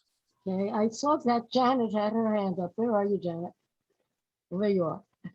You're not no hand up no more? Sorry, I You want to say anything? Okay. Oh, there she is. No? Okay. Anyone else? Okay. Hey, Janet, you do. There you go, Janet. I'm just seconding the notion because I know the Transportation Committee hasn't spoken as a voice that, but sorry, I don't have much to add. It's just that I second the notion to just do a letter or notes. Oh, okay. Sure. Yeah. How about you, Lois? A letter with some of the questions. Can you hear me? Yep. Now we can. Can you hear me? Yep. Yes. Can you hear me? Yes. Yes, Lois, we can hear you. Yes. Yes. With some of the poignant questions and the answers, and in general is when I have a lot of comments, but I held back. The rendering. There's no people. There's a few little people walking by. When you look at the streets, it's packed with people and workers with carts and you name it, baby carriages, wheelchairs, and this looked like a deserted area. So it was very strange to see those umbrellas and a few people sitting at little tables. It was like, where am I? Where am I? You say that may be additional renderings. That's what I have to say. Okay. Very strange. Okay. Anybody else? Any parks, I think it's People- kind of tough for the Parks Committee members. Packed with people. I can't hear you, Rich.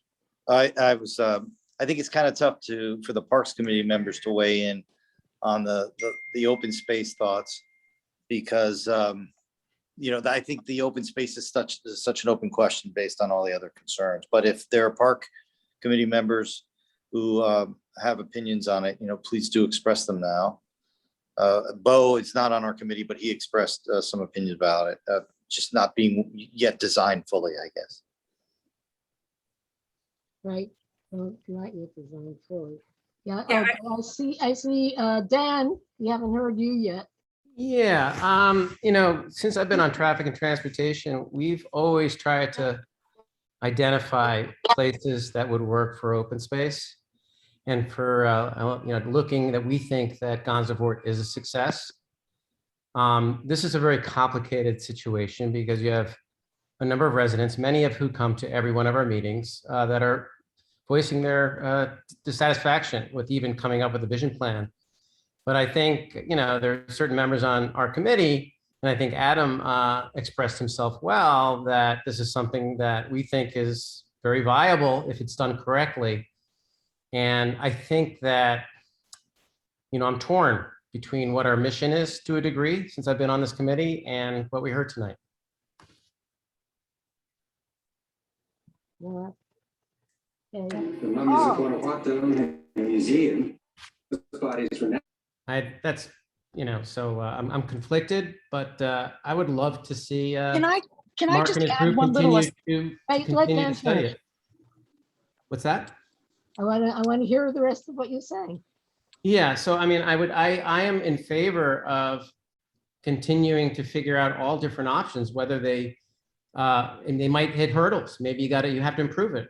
And for certain, not all the answers have been come up with yet.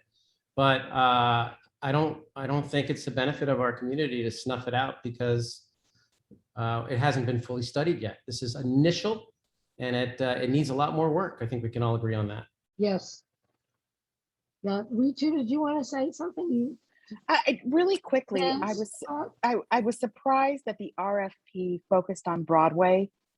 I could have understood if it was West Broadway, but it came as a bit of a surprise because in terms of context and need, it was very surprising to me.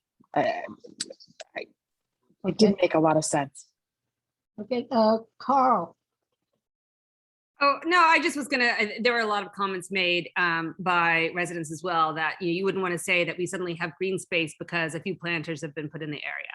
That's not sufficient and certainly would never increase green space. So I do think we need to be very clear about that. That would never meet the criteria of having included the green space that we have for residents in this neighborhood.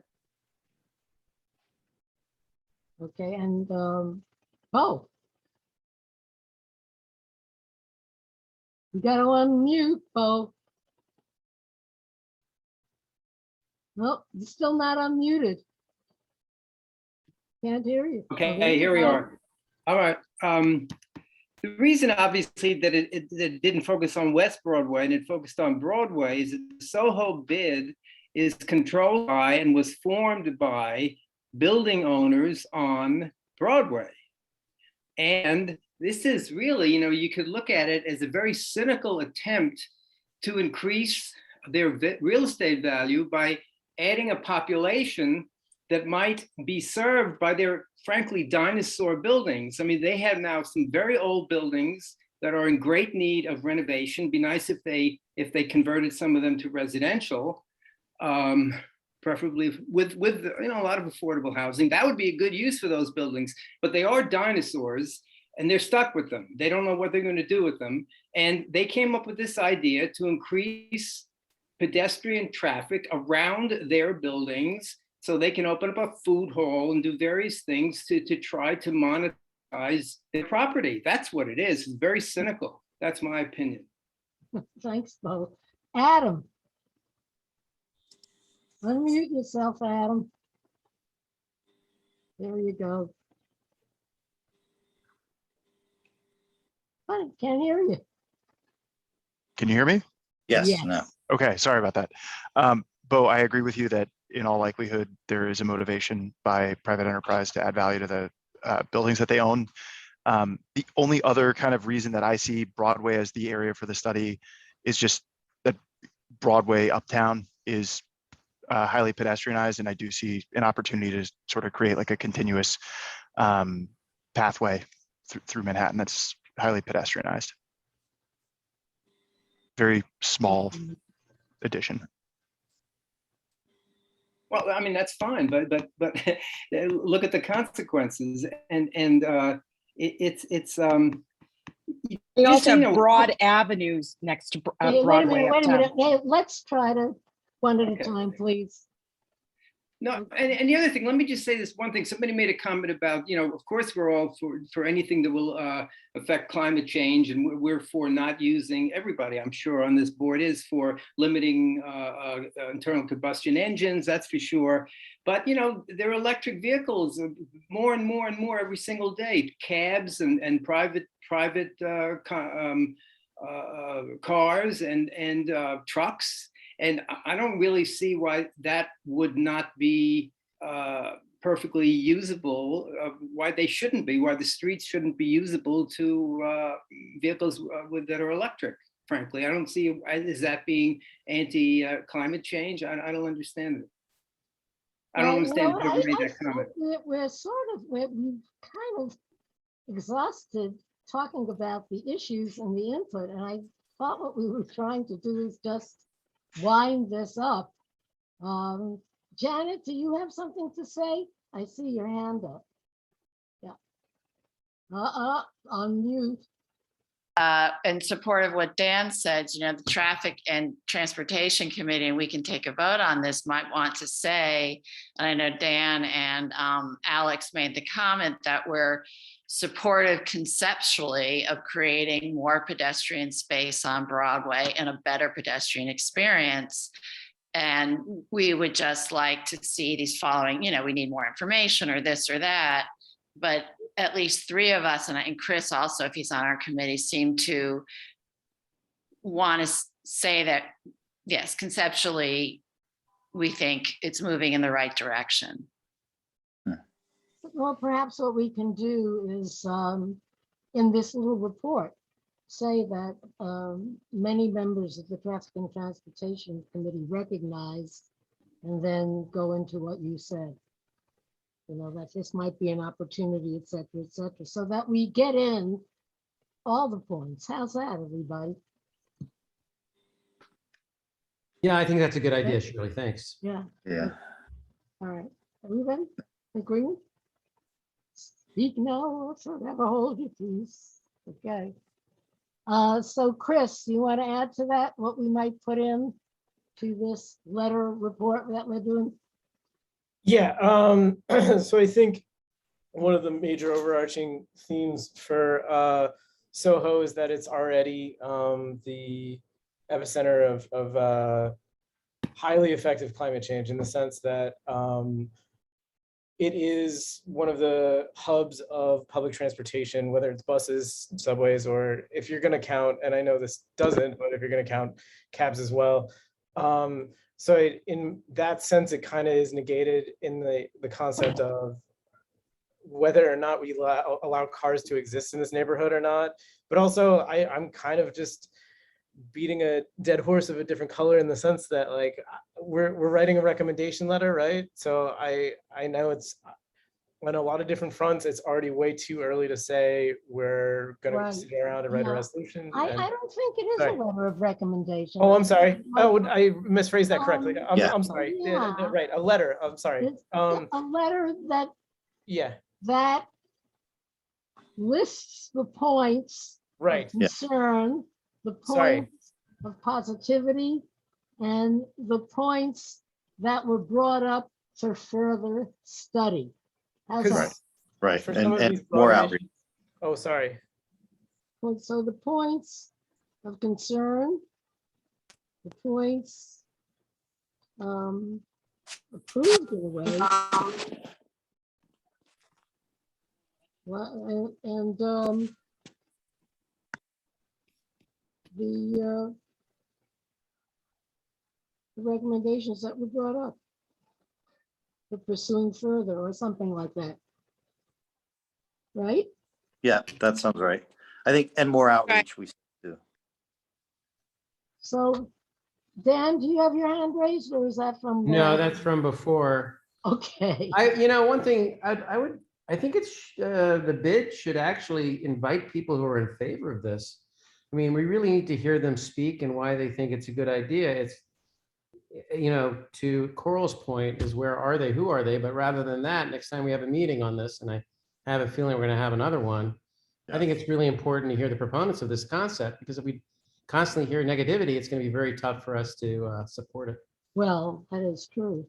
But isn't it kind of incumbent on the people who would support this to show up? Well, that's why I'm putting the onus on, the bid. The bid, yeah. So ask people in favor to show up. But it's also to make sure that they get a representation of the residential population, which they, at this point, we didn't get it tonight because these are mostly the folks who oppose. I can remember in the past when we were first talking about open streets that we put out a letter asking people for recommendations for open streets. And lo and behold, we got several replies from folks who live in SoHo who mentioned, say, Prince Street and Spring Street, which now is in a piece of it. So there are people. The NYPD is working around the clock to hunt down the person or persons responsible. Excuse me, but we can't hear you now. Somebody knows. Okay. Yeah. Okay, I think he's not supposed to be delivers here. his takeout. Somebody works with him or. Okay, I can't hear anybody else, but I tell you what, this is a good time to say good night, I think. Parks, waterfront, traffic, transportation. Thank you. Will do a draft. Thank you. Circulate it. Rich will also put his stuff in. Yeah. And we will circulate it to all of you, and you will put in your edits. And we will say, thank you, everybody, for all your input. Thanks for attending. Thanks, Shirley. Really robust discussion, I think. Thanks, What Reed. are you doing, you know? They can go either way. I mean, but then. Thank you, Shirley. Good night. Shirley, good night. See you tomorrow. Good night. Thank All right, you. see you tomorrow, Dan. Good night. Night.